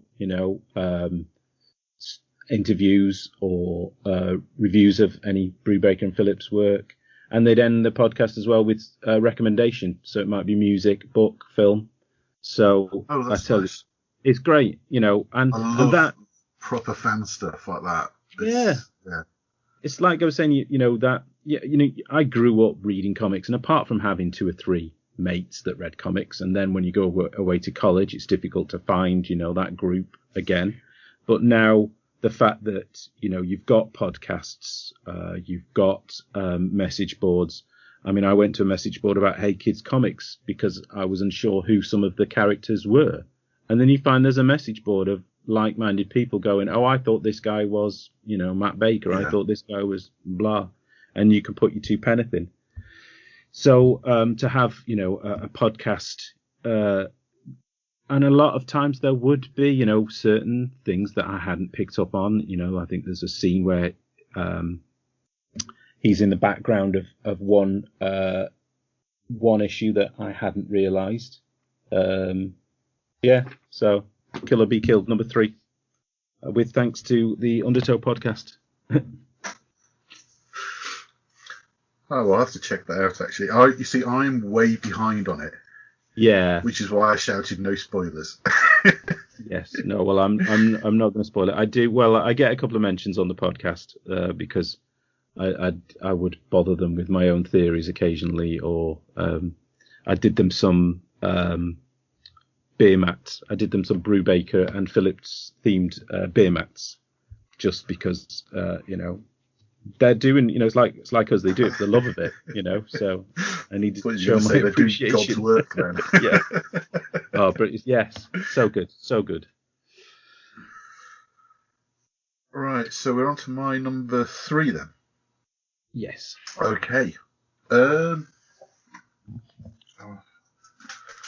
not the only one that can show covers. Oh, cool. Can you see that? Mm. Stranger Things. Another dark. Yeah. Yes, Dark Horse has been really strong this year. Mm. I'm just realising because they're also my number 1. Stranger Things. Yeah, I'm guessing there's not many people that aren't a fan of the show on Netflix. I think it's still the biggest show Netflix has ever had. Cool.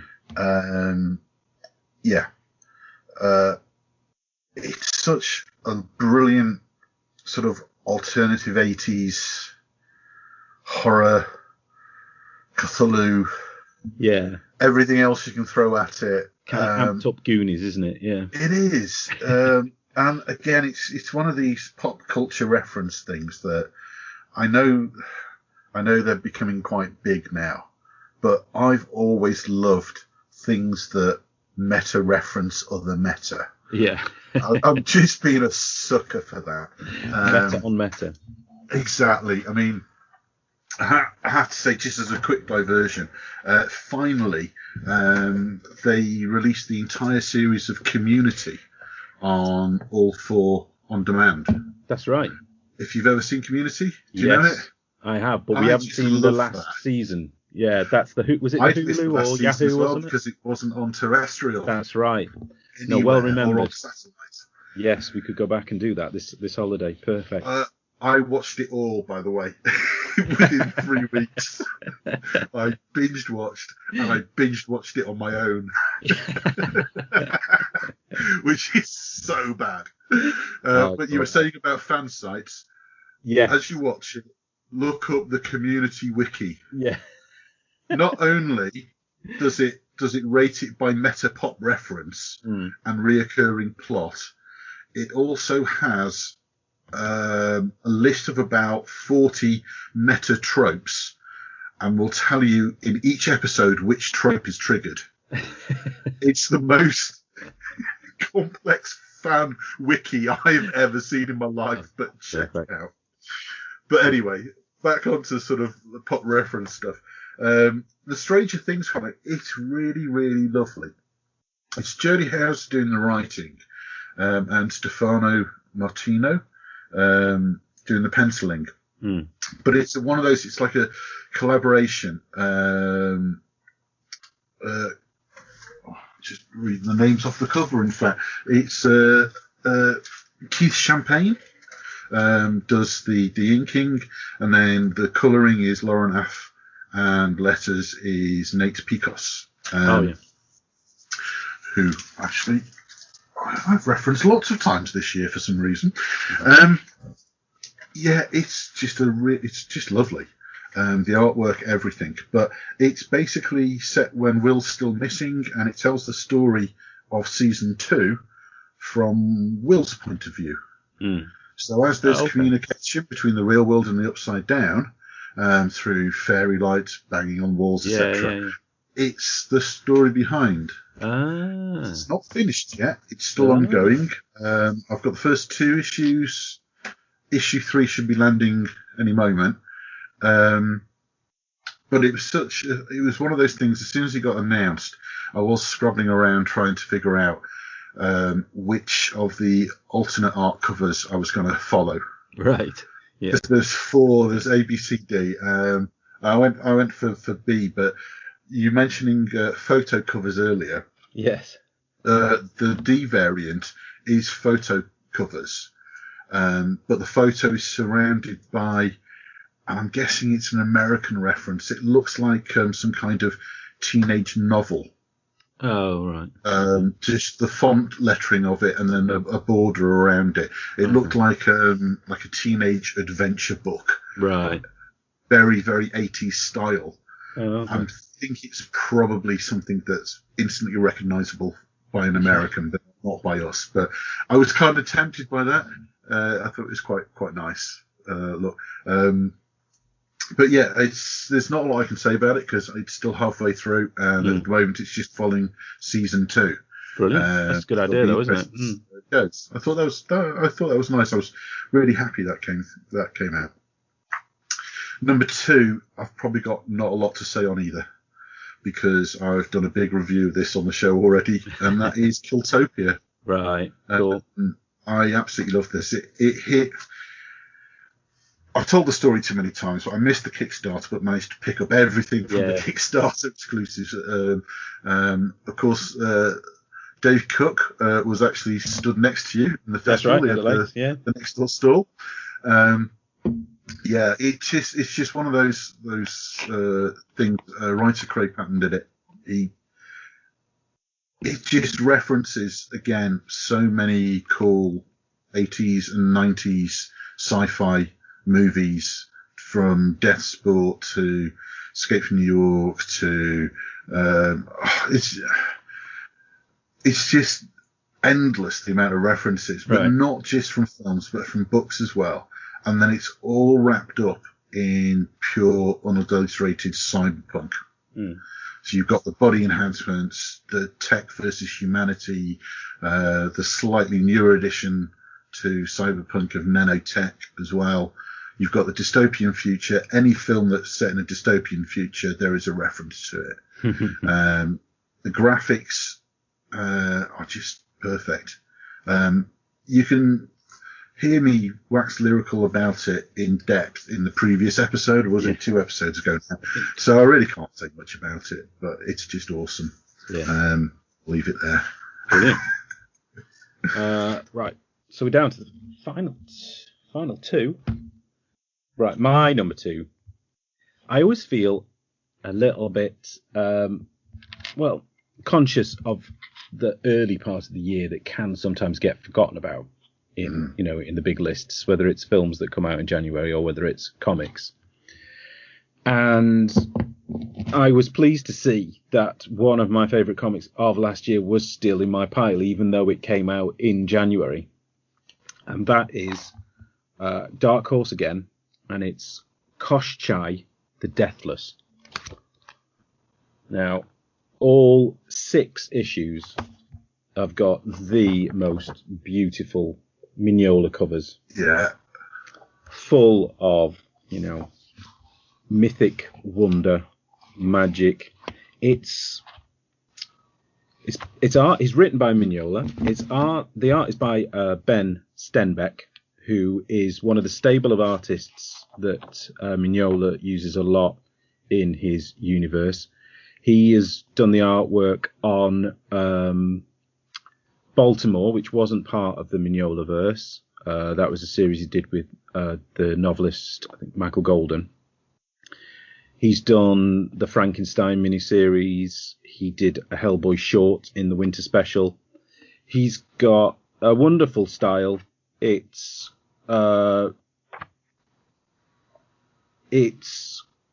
graphic. It fits the Mignola verse. It's very easy to read. The storytelling, it's impeccable. It's a warped fairy tale, really, Kosh Choi. You'll have come across him, will you, in Darkness Calls? That's where he's introduced. He's introduced in Hellboy Darkness Calls. He is a Russian figure.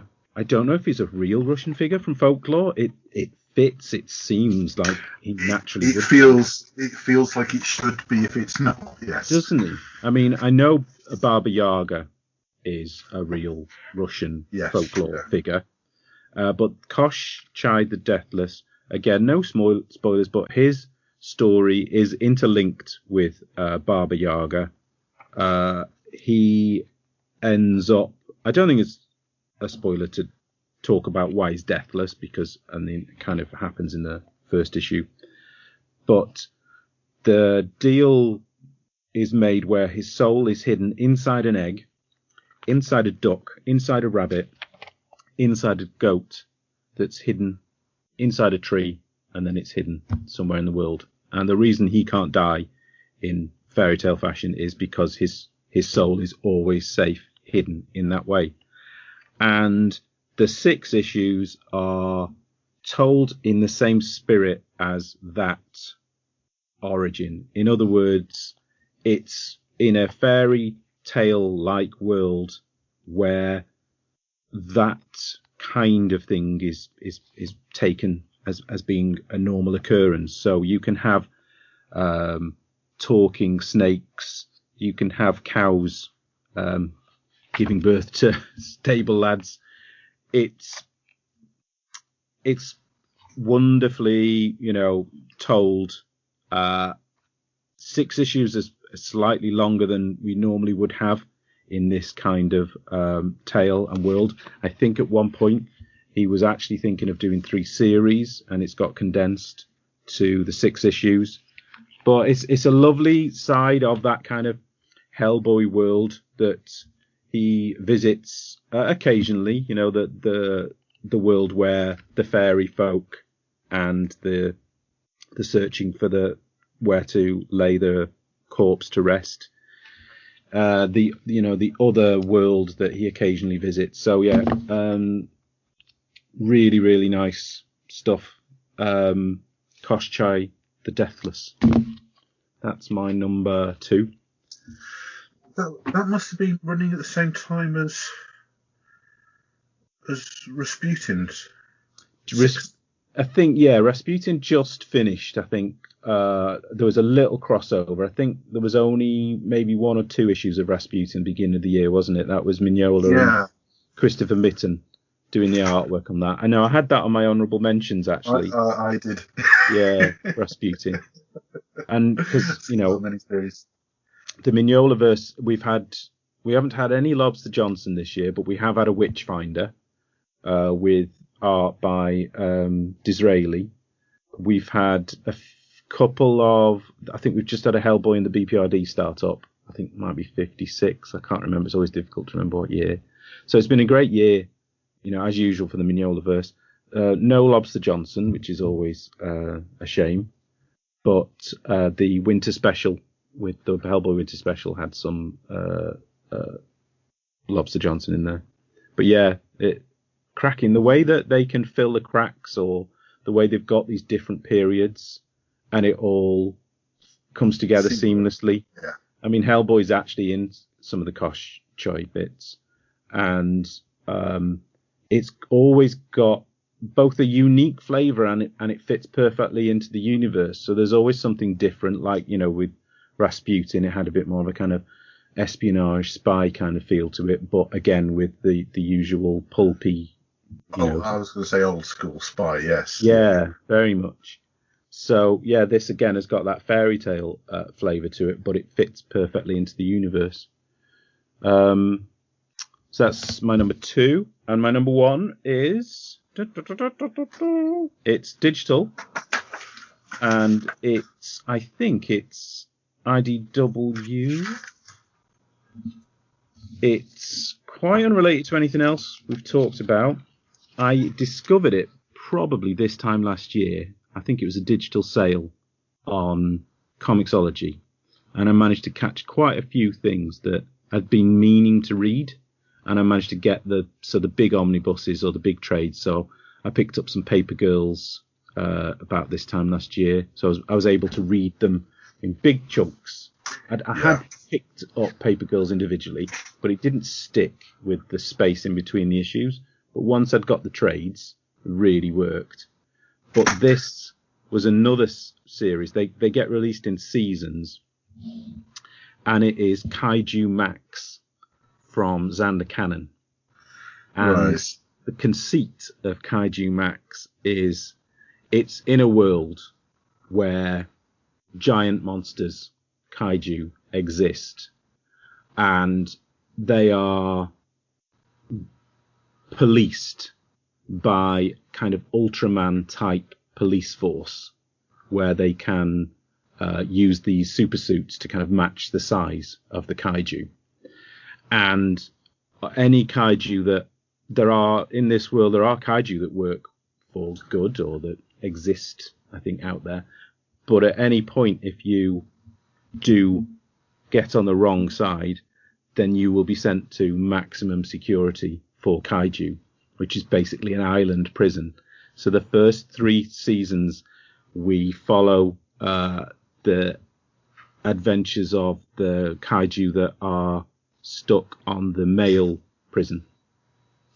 So there's, it follows the usual conceits of like prison drama. So you've got the different gangs. So you've got the different ethnic types of kaiju that will stick together. So you've kind of got the folklore gangs that stick together. So kind of Wendigos and, the kind of goat demons. Then you've got the kind of mecha Godzilla types. And then you've got the old school kaiju. You've got the old school gangster that rules the roost that everybody, sort of kowtows to. It's got the language, that prison language lingo down so well. They call each other Lizzer, which, it's just perfect. They call each other like, who you talking like that to, Behemoth or something like that. The language it's both funny, but it works as well. I expected it to be quite light-hearted, with it being quite a fantastic concept, but at times it's really heartbreaking. The drama that's involved, it's incredible what he wrings out of these, very cartoony. Wow. It's a very cartoony style. Yeah. But the first book deals with, a monster who's also a father, worried about the children he's left behind because he got arrested and put in jail. So what's happening to his kids? Are they being preyed on by other monsters in this world? The latest season is season 4, is actually set on the women's prison. So it's very sort of Orange is the New Black. But again, no spoilers. Along the way, different characters are introduced and you find themselves in different positions. But the current storyline is just delivering way beyond what I thought it could in this setup. It is absolutely astounding, the drama that he manages to wring from it. I just love it. As soon as it's one of those digital comics that I with some digital comics, I'll wait a month until it's a bit cheaper. But as soon as Kaiju Max drops, it's the first thing I read. I'll just buy it instantly. I had this on a wish list for a while, purely because the original conceit of it that you actually just summarised perfectly was all I knew. Yes. And it just sounded so fantastical and almost silly. Yes. I've got to give that a go. So I'm really surprised when you say where he goes with that. Oh. That sounds cool. And so was I. I mean, the artwork is lovely. The world he builds makes sense. You know, it's quite a difficult conceit to pull off. You know, how you have these giant monsters interacting with the world. But some of the kaiju, you know, they obviously seem to be accepted in the world, and they kind of get sponsored. So they've got kind of like industrial like brands as tattoos, or they've got luxury cars that they hang instead of like gold necklaces. They've got necklaces with like cars, you know, Bugattis hanging off them. and that is, you know, it's great. The language is perfect, but yes, the real surprise and what made it just completely irresistible is that there were real sort of character moments, and that what he does manage to pull off with these monsters is I was really surprised, but that's why it's number one for me. It's only been, I think, season 4. We've only had 3 issues. I think there's another one out next week. I can't remember. I think season 4, is out next week. We're only about 3 issues. I think we had about 4 issues maybe earlier in the year. So the fact that I had those, I think the big catch-up that I had at the beginning of this year really helped.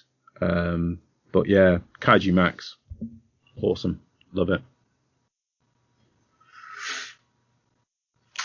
A surprising one, actually. Like I said, it's been on a wish list for a while. Oh, so, yeah. Really, really, really rate it. So is it your number one? My number one. Right. Yeah, this is the perfect mix for me because it's my favourite author and my favourite sci-fi series. And what they did was, back in the day, my favourite author, William Gibson, did the first draft script to what would be Alien 3 film. Now, it was rejected, and what Alien 3 became was completely different. It bears almost nothing, but I think I love Alien 3 as a film. Mm-hmm. It's very different in tone from a lot of the series, which is fine. But what it did was it kind of cut out a lot of what was seen at the time as loose ends. I don't know why, but the only survivor from the previous films was Ripley. Gibson's Alien 3 treatment goes a very, very different way. Right. And it was a really lovely surprise that Dark Horse, and boy, if they featured heavily in our top 10, by the way. Yes, yeah, I think it should be said that we're not sponsored in any way this year. But considering our reading lists, if they'd like to sponsor us, I'd be quite gratefully accept it. Yeah. But yeah, the Gibson's draft. Another reason why this means a lot to me was when I was in probably my first serious job in computing. One of the things that back then you used to do was you used to scour the internet for leaked scripts. This is basically today's equivalent of when somebody takes some photos or whatever on set and leaks them on Instagram. Yeah. Back in the day, you actually got scripts that were stolen. They're a lot more savvy nowadays. But the Gibson script actually kind of did get leaked. And I actually have a copy of it still.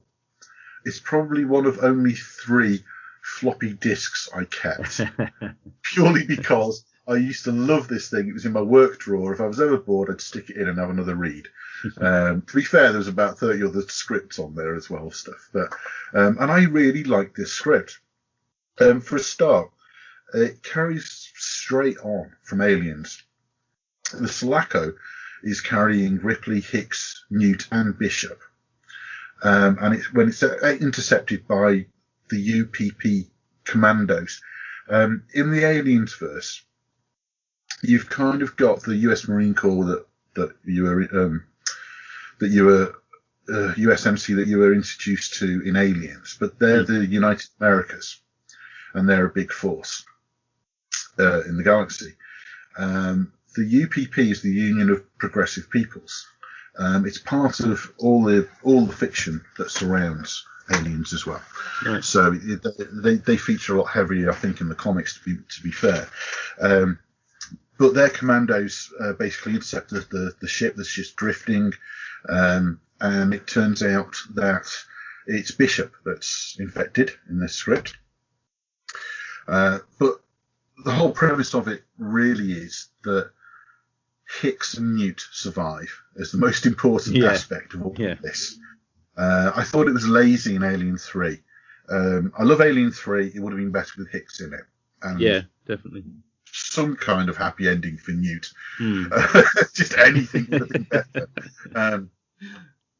Newt at least manages to be taken away to reunited with family as such. But it's Hicks that's the focal point for this. It's not finished yet, so still reading. It's following obviously his first or second draft of script. They're quite close anyway, and it's just lovely to see it in print. Because seeing it in script form is a little dry. And it's bringing it to life a bit more. It is a little bit dated. The idea of having the United Americas and the UPP, it's kind of a bit of a Russia-America Cold War situation. And it feels a little bit dated because they're so obviously Russian. If it just had been a bit different, you've got that aspect of it, but it is more in tone of like Aliens, whereas they're all in a place called Anchor Point, so it's more of an action sort of with Hicks at the forefront, realizing what's going on. There's alien experimentation going on in the colony. It goes awry. But it also is one of those things that it kind of hit.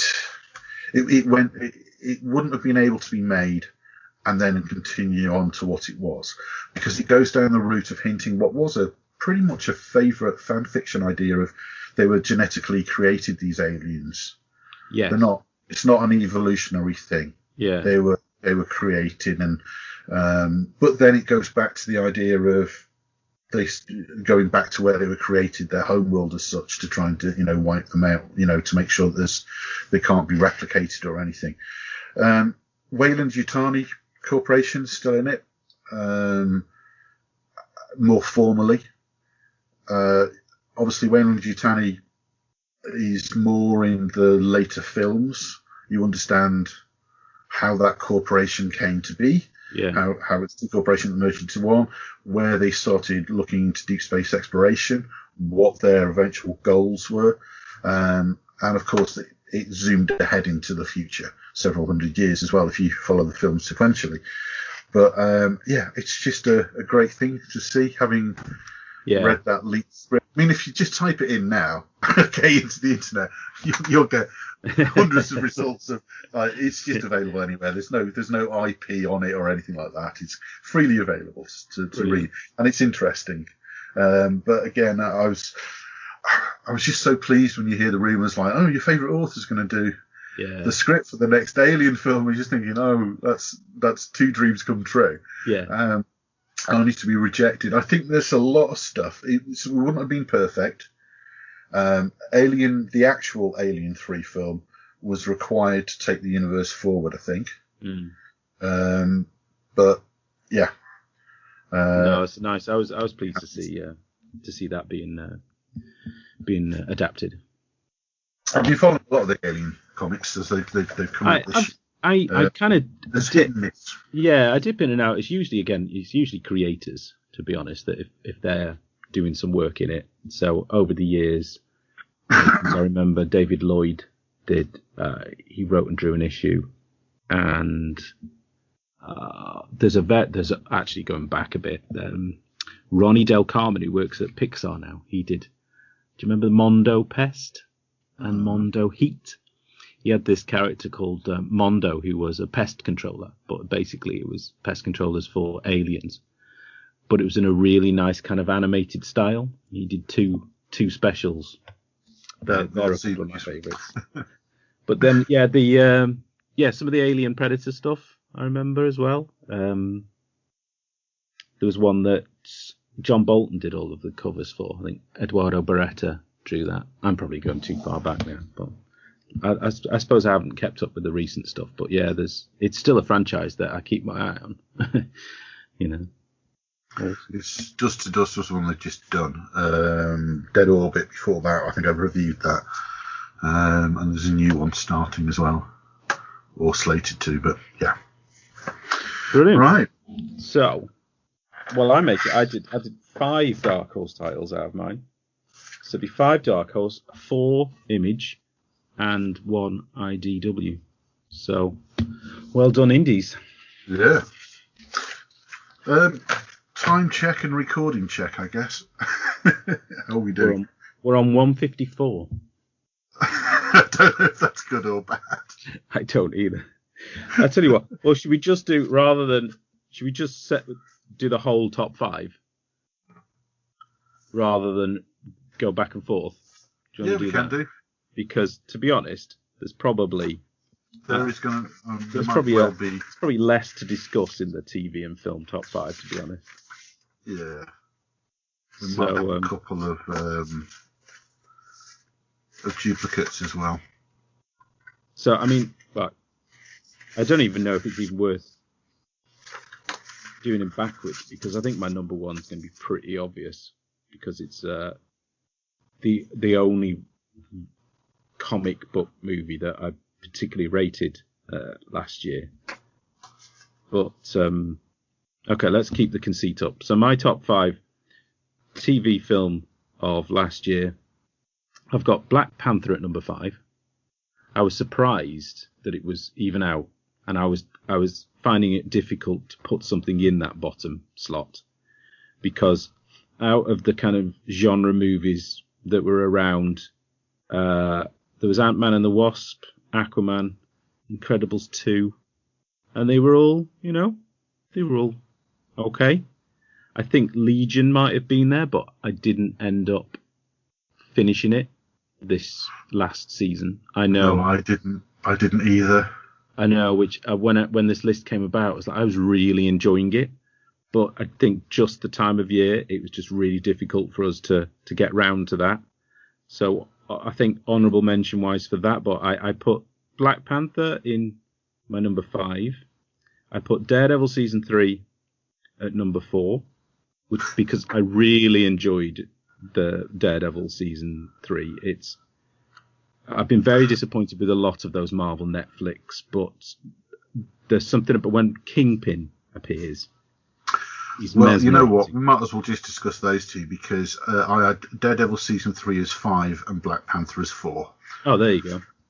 So, Black Panther I put on there because it was a whole nother side of the Marvel Cinematic Universe. So it was great to see, Wakanda.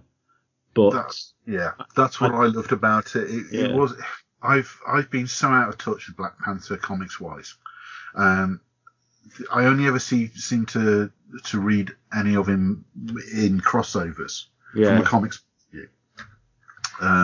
I think Boseman did an absolute brilliant role as it. That he started, I think, was in Civil War. They first was the first film he was in. But the whole world building and culture building of Wakanda was just done perfectly. Mm. It feels like a proper part of the Marvel Cinematic Universe on its own. Yeah. In the same way as Guardians of the Galaxy space travel sits on its own. Exactly. But blends in perfectly. I did like it. I'm hoping that it's not the death of Ulysses Claw. Yes, it was a shame for him to. Because I thought Andy Serkis made such a cool character. Yeah. And he had so little screen time, both in this and he was in the Ultron movie as well, wasn't he? Yeah. He was just so watchable in it. Yeah. I know it's quite far removed from the comics in some ways, especially from the original version of him. But I'm hoping he's going to make a comeback anyway. I mean, he was pretty much, apart from Killmonger, one of the few rogues gallery that I could probably remember. Claw. Yeah. Well, they took the best and most critical, I think, to the and brought them to the film, which was what they needed to do. I always remember though, back in the 90s, when Wesley Snipes persuaded enough people and brought Blade to film, he really, really wanted to do Black Panther. Just couldn't get any traction doing it. I mean, God, it would have been an awful film probably. I know how Snipes would have played it, but I loved Blade actually. He was right for that at the time. But yeah, it just shows how long it was trying to be made. Yeah, but for it to be such a phenomenal success as well. Yeah, I'm really glad of that. Yeah, I think that has now given them the confidence to do things like Master of Kung Fu, Shang-Chi that's just been announced. I think going now into those different areas of the Marvel universe. I mean, as we've said, exploring the world, not just America. It's going to work really well, and possibly get that Kazar movie just that little bit closer as well. But same goes for Daredevil season 3. Yeah. I think it's still my favourite of the Netflix adaptations. Oh yeah, by far. Yeah. It's been going strong. So, given who they cancelled and who they didn't, it was no surprise Daredevil was going to stay. Yeah, well, I think they've just cancelled that as well, to be honest. Oh, they haven't, have they? Yeah. I read that Disney were the ones causing the problem a lot of the time, and they were insisting on longer episode runs, I think, which surprised me, because one of the complaints is that kind of too long. I think they were pushing for 13 and Netflix wanted 8 to 10. Right. But I think it's probably connected with the Disney streaming service as well that's going to be coming. There is apparently they can't do anything with them for at least a couple of years, but I think certainly Daredevil has proved himself to be the most popular. They're thinking ahead. I mean, they've been canny and they've kept the Star Wars TV series to themselves, haven't they? In order to launch that. And as annoying as that is, I just know I'm going to give in at some point and subscribe as soon as I can just to see one show. Yeah, Mandalorian. Space Cowboy. That's another one there. Yes, it is. Oh, actually, talking about cowboys, that brings me to my number 3. Not really comics, but it's Westworld Season 2, which was the beginning of the year. I know it wasn't quite as well received, but I still lapped up that show. I think it's got, some great ideas. The move to be talking about privacy issues rather than it just being about kind of AI was interesting as well, particularly relevant, it seemed, for the modern world. But looked great for season 3 as well. It left at such a place where I was just, on pins for what was going to happen next. So Westworld season 2 is my number 3. I absolutely loved it as well. again, I actually ended up trying to figure out which came first, the public Facebook scandal about marketing use of your data, or when Westworld Season 2 was filmed. Because well, you have to remember, in the tech industry, a lot was known about what was happening at Facebook and the potential problems with it for quite a while before that sort of got into general media, and then the uproar started. So yeah, timely doesn't begin to say, but yeah, I absolutely love that. My number 3 is Walking Dead Season 9 TV series, which, in a weird way to what I was saying with the comic book, we've only seen the first half of Season 9, the second being in 2019.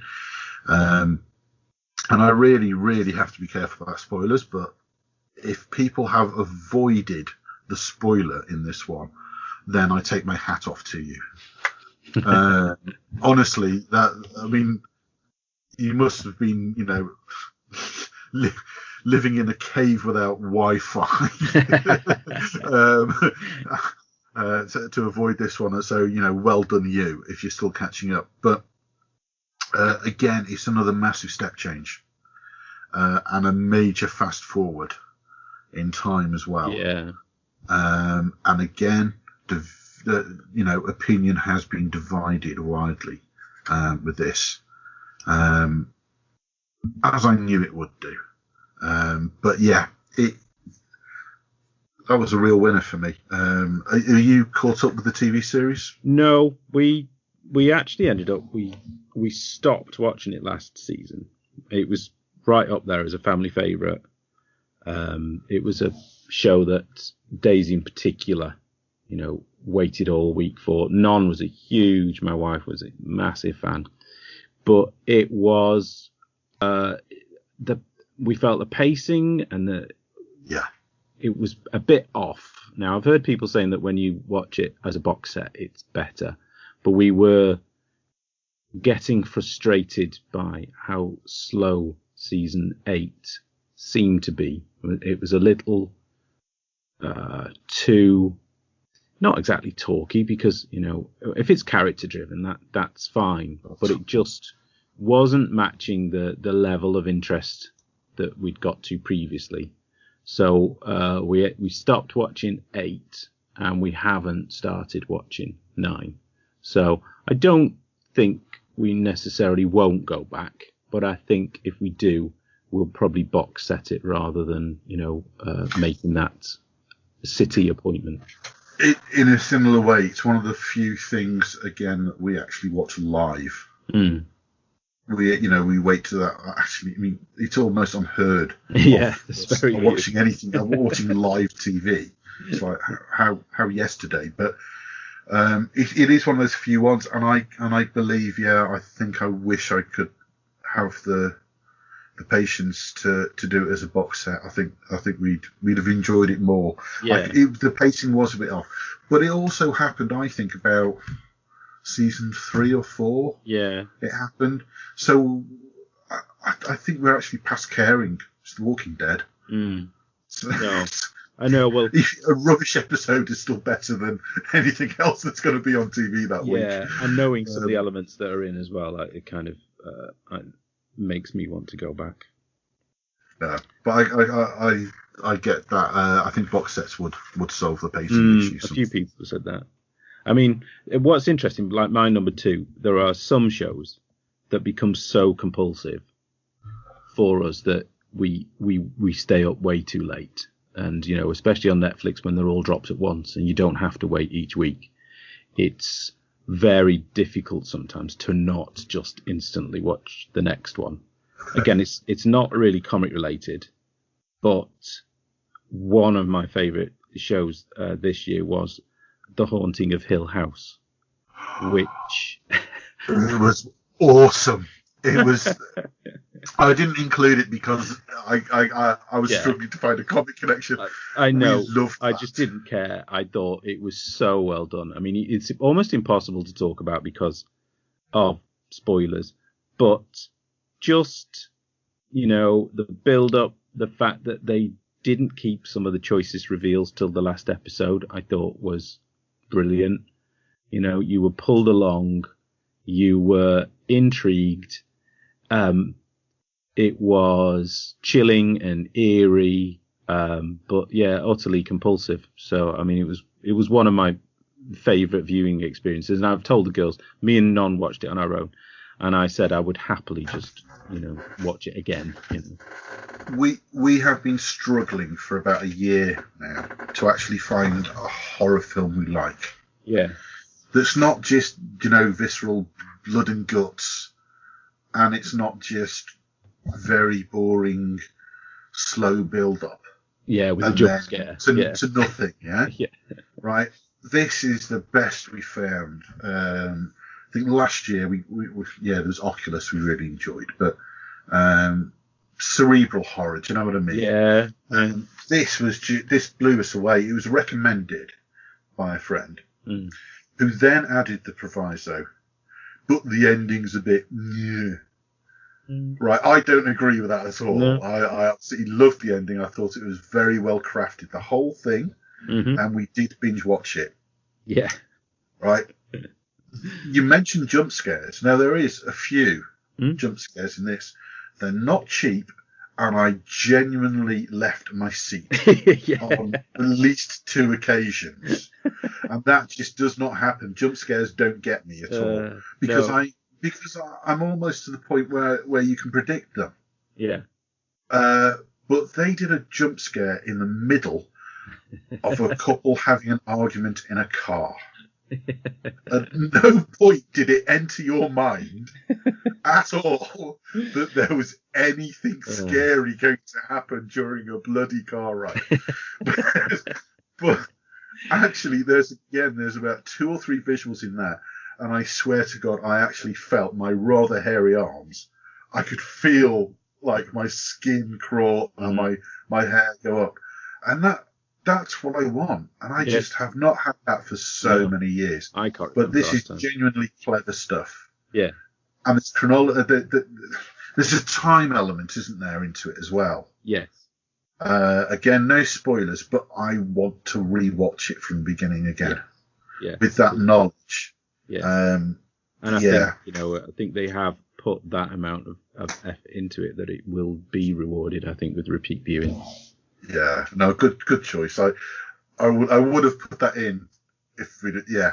I was struggling to be honest. I had enough comic related ones to put in, if you know what I mean. I kind of cheated, but I don't mind. It was good. No, that was well worth a mention. What was that? Your 3? That was my 2. 2. Number 2 for me, and this was a surprise because I really didn't think it was this year at all. But it was I Kill Giants. Well, of course, yeah. Again, it's one of these things where you suddenly, out of nowhere, I didn't know it was in production or anything. Yeah. I actually read the comic, and it wasn't a massive seller. Yeah. It was just one of those things you stumble on. I really liked the storyline, and I was trying to persuade Alison to watch it. She'd really like it.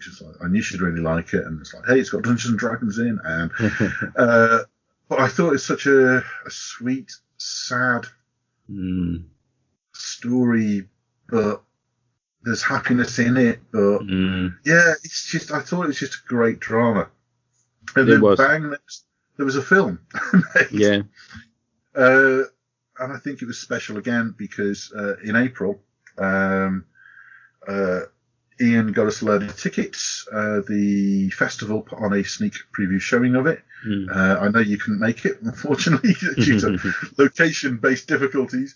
But we all trundled down to see sort of. I think it was the day or night before it was released as a sneak showing. So Julie from the festival presented it and asked for opinions, all this kind of stuff, which I thought was really cool. But yeah, it was just lovely. It's very different in feel from the comic. And and there's obvious changes that have to be made, I think, for pacing, just for visual screen-telling as well. It is dark in places. Yeah. It's all about, I mean, it's kind of coming, it's not coming to age story really. It's more to do with coping with potential or actual loss. And it's the way that Barbara retreats into her own little fantasy world. It's a lovely story. I couldn't believe that Joe Kelly and Ken Moore actually came to the festival. Yeah, it was like walking around, and I think he presented the actual movie again himself, didn't he? There as well, which I thought was cool.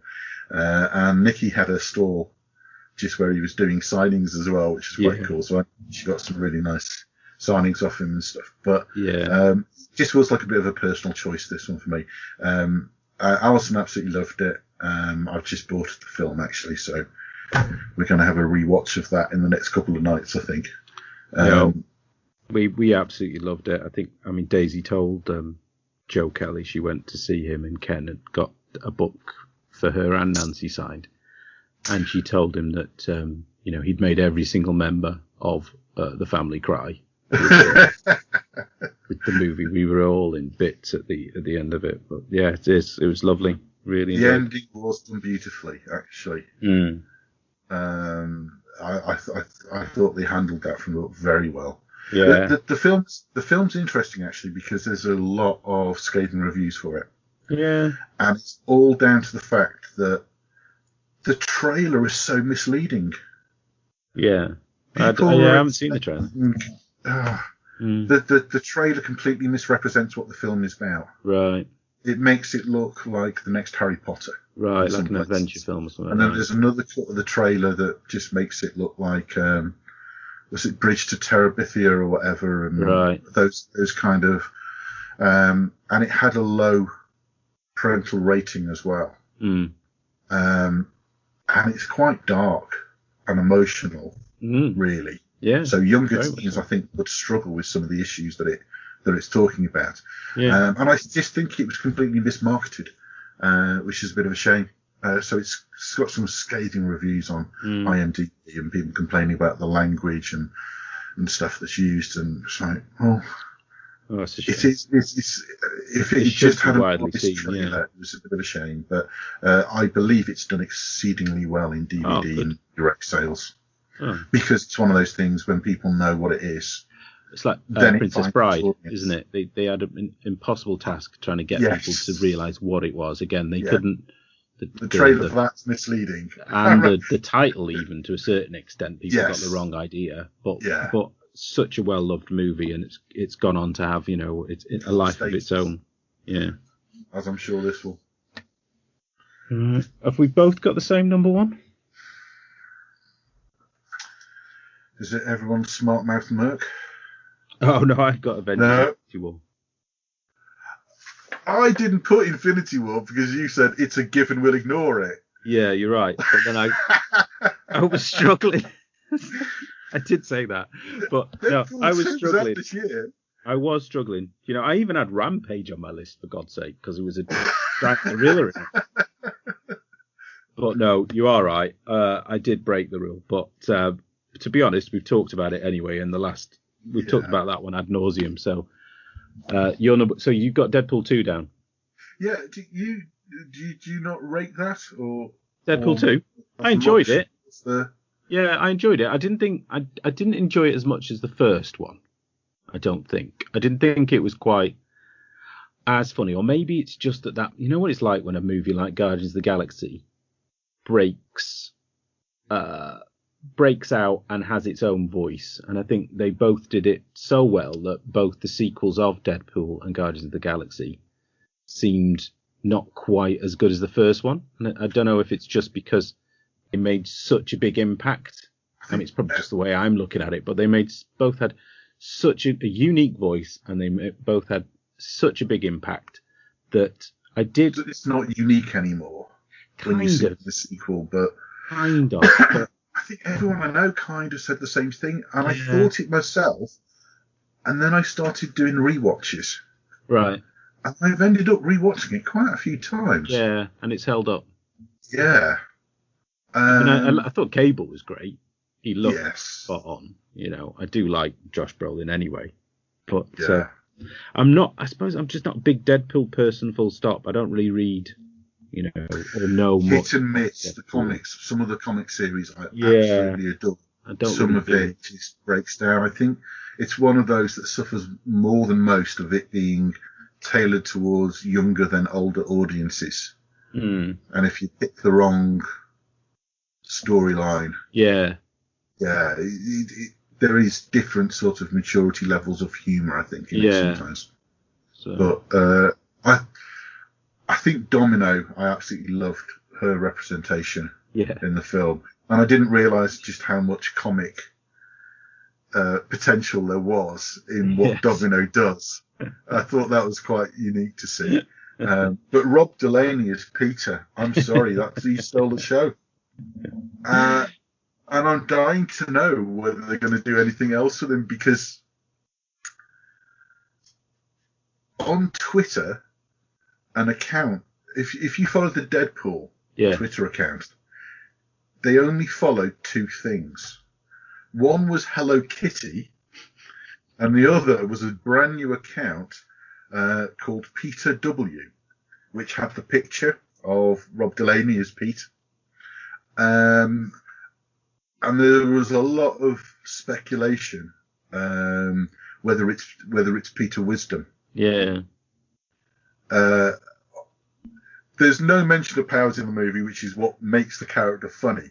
But he does have a slight obsession with sort of like bladed things that comes out. So I'm dying to know whether or not he's going to be used. But I just thought Rob Delaney just did a superb comic turn on Boom Pete.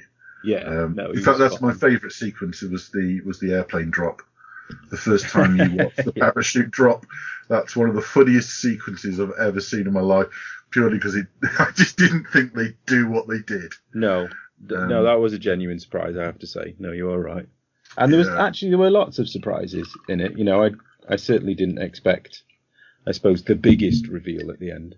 I suppose we don't have to worry about spoilers for Deadpool 2, do we? No. Well, Juggernaut. I was surprised. I didn't expect Juggernaut to be in there, I have to say. I had no inkling, but I liked, again, the way Juggernaut was done. That was a good surprise.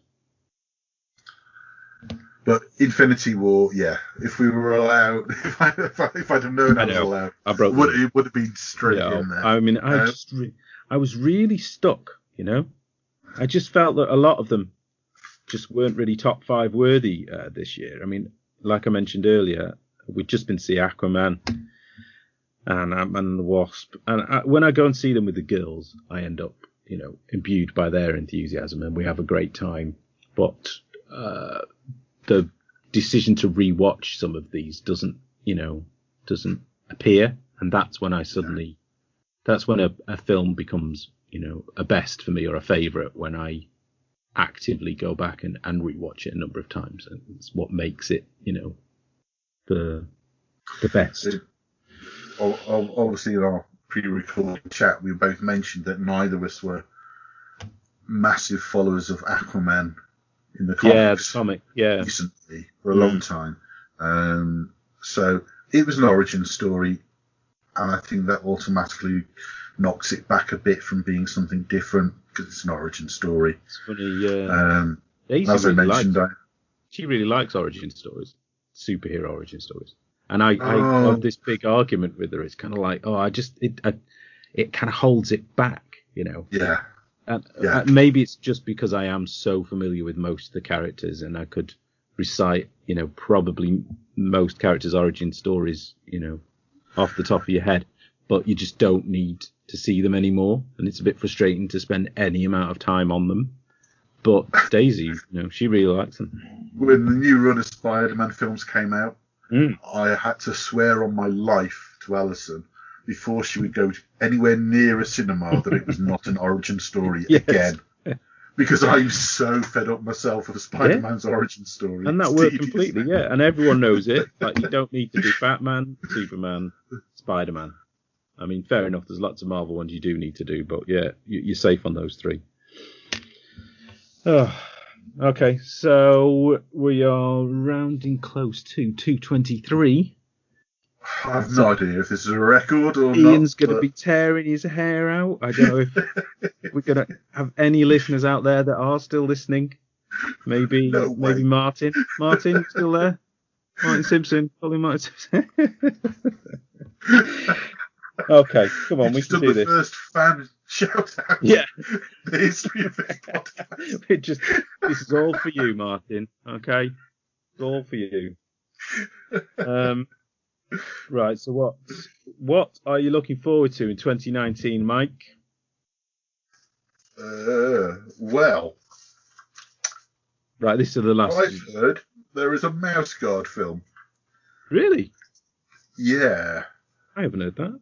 Cool. Now, in some cases, it's slated for 2019. Right. But when you look at rumours that are emerging, they are still talking about how.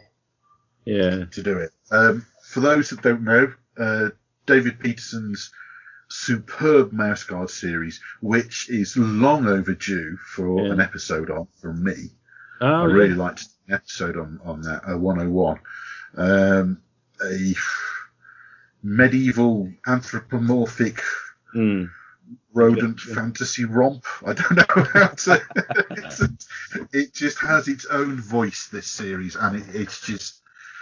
The artwork is just gorgeous. How they would do a film of it, I don't know, but I want them to try. Sounds good. Yeah. So that's the first one from me. Okay. Right, we're going backwards, yeah? Yeah. Right. Now, this is a comic one. Conan the Barbarian's back at Marvel. Yeah. Now, I have read a lot of the Dark Horse Conans, enjoyed them. They've had some great people on the run. They've had, James Harron on the art. They've had Becky Cloonan.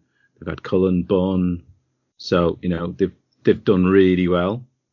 The reason, 70s Conan, Barry Smith, John Buscema, Gil Kane, Roy Thomas. I lapped up those stories.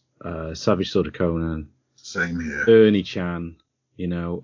Just loved them. I loved the paperbacks. It was one of my first routes to, genre, literature and comics. Robert E. Howard's original books. I bought them, any book that had a run of titles, usually numbered, at that age.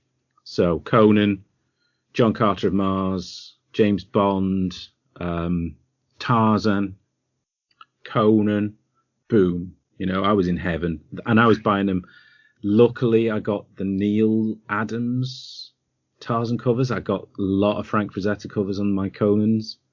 So the fact that it's back at Marvel, I suppose ultimately doesn't mean a lot other than Jason Aaron will be writing them.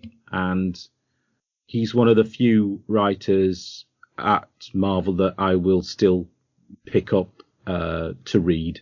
As a named writer, yes. Yeah, I love his Thor run. Thor's always been another favourite character, and it's one of the few titles. Unfortunately, this last run I have kind of dropped off. I have picked up a couple of his Avengers just to see what they're like. I haven't kept on, but I really like what he's done with Thor and other characters. So I'm really looking forward to see what he does with Conan the Barbarian. I think it's next week, so I'm looking forward to that. I didn't know it was so soon, actually. I knew it was slated. Okay, all right, I better get a move on with that. I'm currently going through a bit of a Conan read-up. I've just started Conan Omnibus Volume 5 at the moment. All right. But this year, Modifius, a games company, came out with the Conan role-playing game. Ooh. And it's particularly gorgeous, and it's very faithful to the books. See, coming this year, because it was kickstarted coming next year, very shortly, because it was kickstarted this year. I also went in with Modifius doing a John Carter of Mars role-playing game, which has the most gorgeous resin miniatures as well. Oh, nice. Skirmish game with it. But as a role-playing game, it's just something that's appealed to me forever for the same reasons. Oh. I love the Rice Burroughs and the Robert Howard stuff. That's my next comic is going to be sort of sword and sorcery fantasy type stuff. It just, it's just always been there. So love it. Okay, what's your number 4? The X-Men Dark Phoenix. Oh, okay. I've seen plenty of clips from it already. Yeah. There was a slight cameo of a lot of the cast in Deadpool 2. Yes. When he opened a door in the mansion, which did make me laugh. But that was genuinely the set of Dark Phoenix 2's Xavier's office. Oh, okay. That's why they were all there. Now, the Dark Phoenix storyline's been kind of touched on a few times in the comics. Yeah. And I'm really looking forward to. I'm guessing, like a lot of the films, they kind of merge elements of every time the Dark Phoenix rears its head into one epic sort of storyline. And I really like Sophie Turner doing Jean Grey. I think she's done quite well. And I know that Mystique and Magneto's in it as well. Mm. So Jennifer Lawrence coming back. So I like the new X-Men style outfits they've got from the Morrison run. I think they look cool. There's a lot of the Morrison inspiration, isn't there? Yeah, it's nice to see a proper kind of. There's not enough outfits in these superhero movies. They still shine away too much from masks, capes, and proper superhero universes.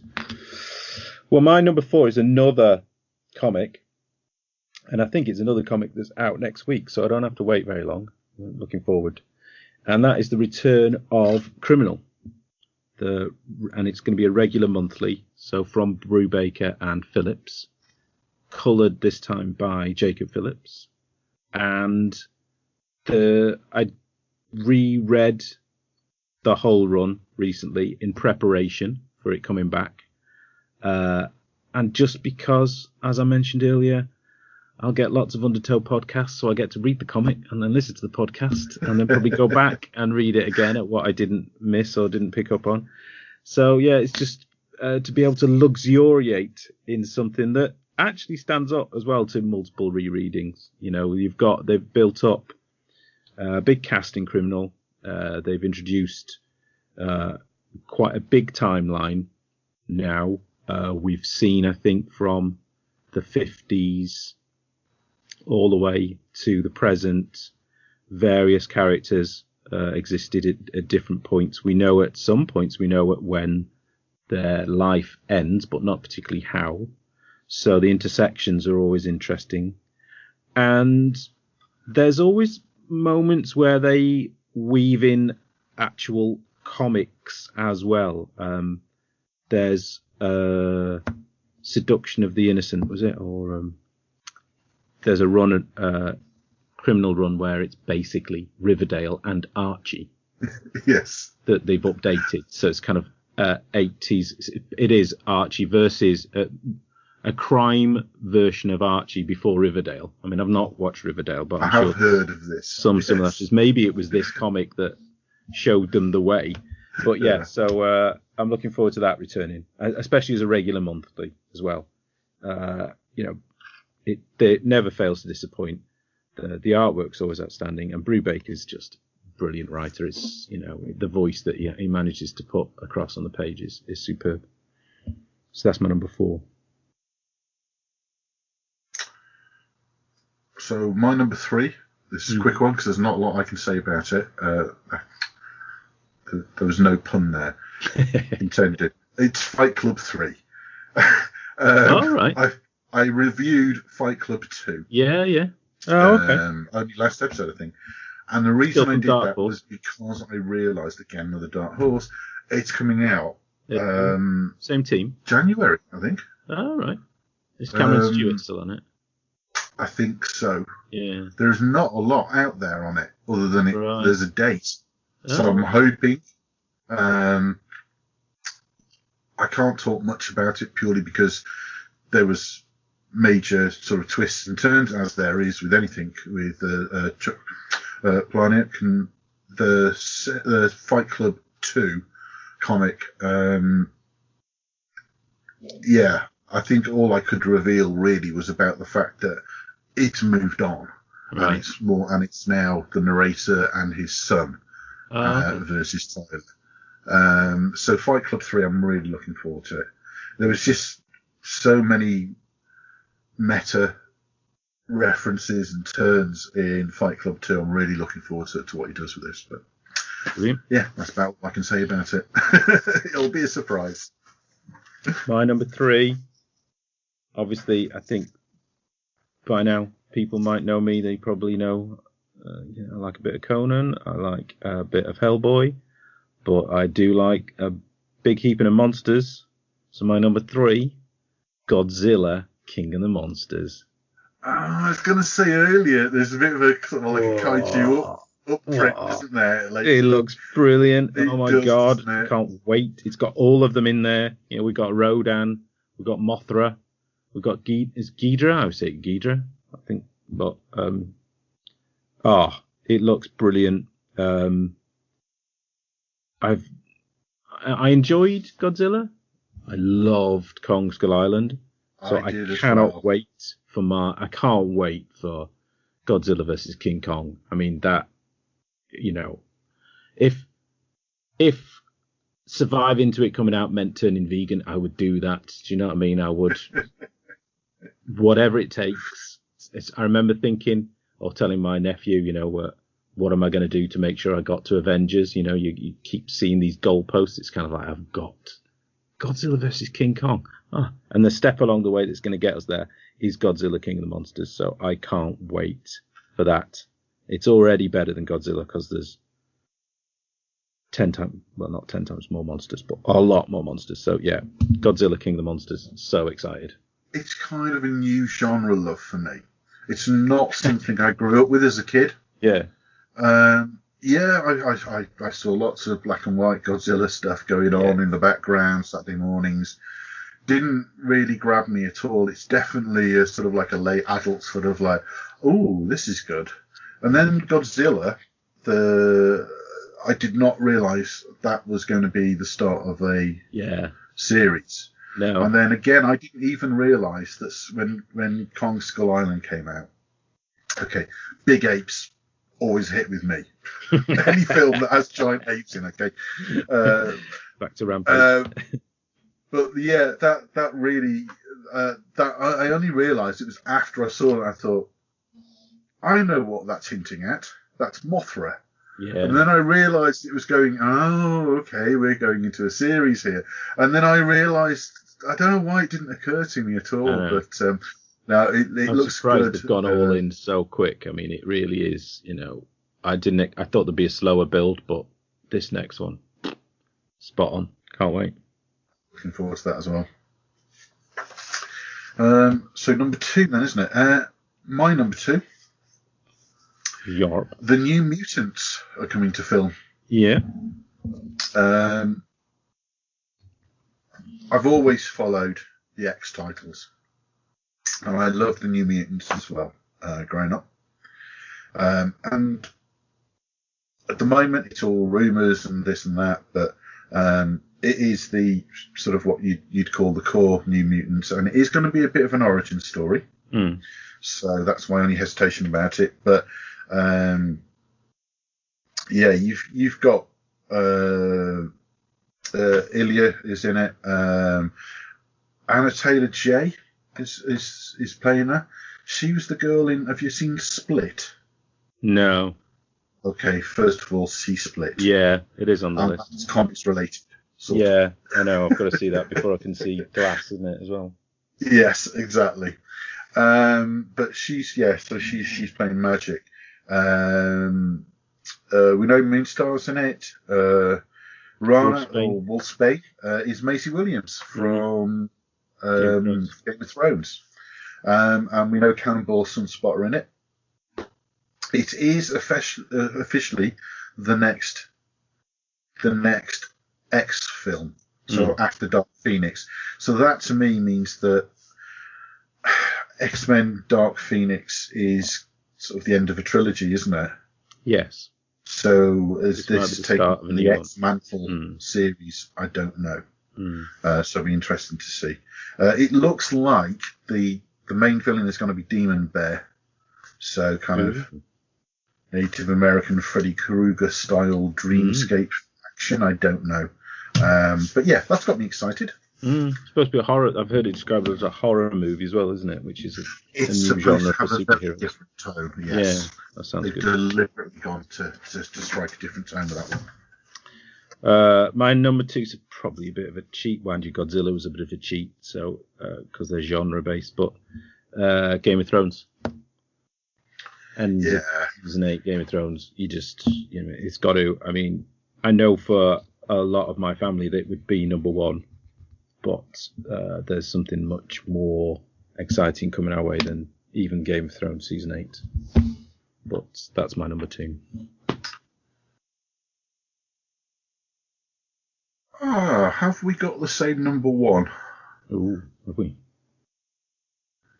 Well, I've gone for Hellboy. Yeah! 2 flipping right. Oh, did you see that trailer? Yeah. Oh, so much in that trailer. Oh man, you got Ben Damio for a start. He's BPRD.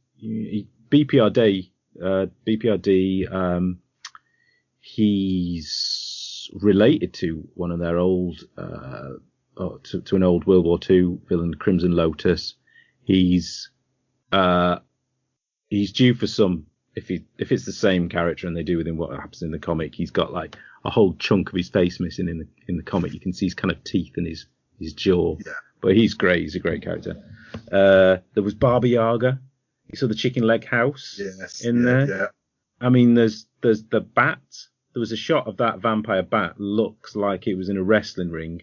So that's from the books. That's from Hellboy's wrestling days in Mexico in the 50s, his whole lost period when he goes out hunting monsters with the luchadors. That looked amazing. And then, even though it wasn't in there, you know that it's been cast Lobster Johnson. Lobster Johnson is supposed to be Lobster Johnson. Swear to God, Lobster Johnson's supposed to be in there. It's the old thingy. Is it Hayden Church, the guy from Spider-Man? Yeah. Sandman. He's got cast as Lobster Johnson.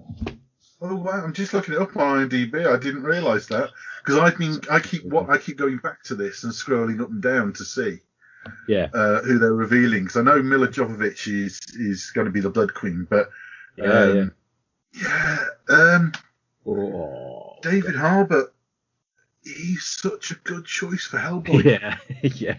A couple of people sort of have said to me like, "Oh, looks a bit weird and stuff." And like, if you look at some of the stills, the way they've done the face, some of the stills every now and then, it's like, oh my God, that's perfect to the artwork. Yeah. Did you know the way the cheekbones cast the shadows down? Yeah. The really craggier good. Makes it match more. I love the original Hellboy films, and I love Ron Perlman doing him. Yeah. But I think a lot of people, I think, are going to be stuck on that aesthetic. But I don't think it's going to be a problem. I mean, just from the trailer, it looks absolutely action-packed.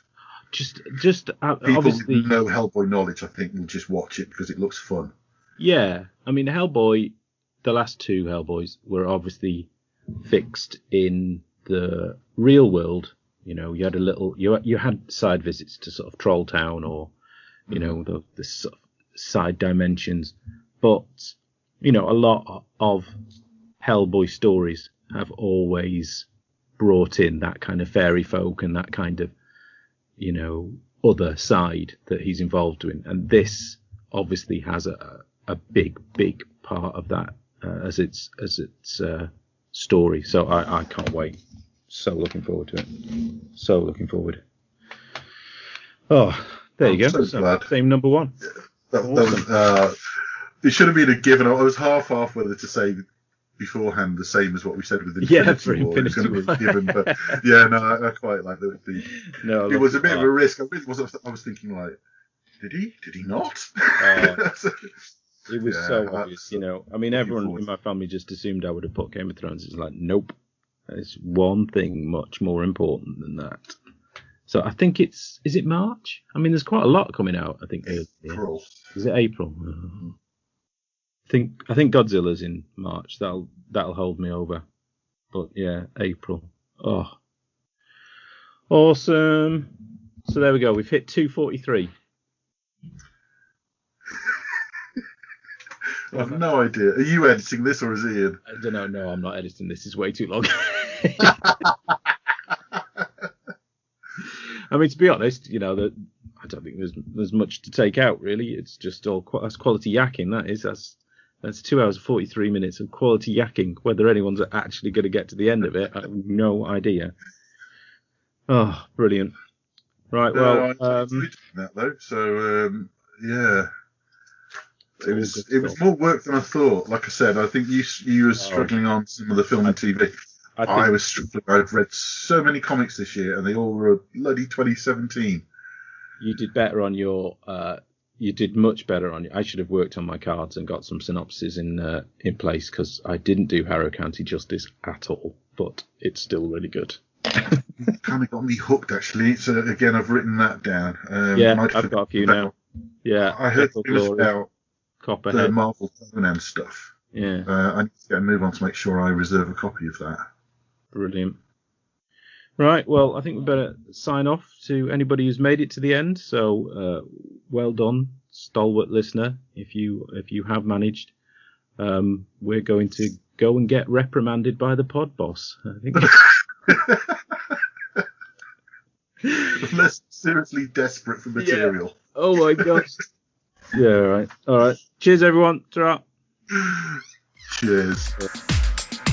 Thank you for listening. Find out more about the festival at comicartfestival.com. Find out more about the show and how to contact us at comicartpodcast.uk. Find us on Twitter, Facebook and Instagram. Music composed by Pop Noir.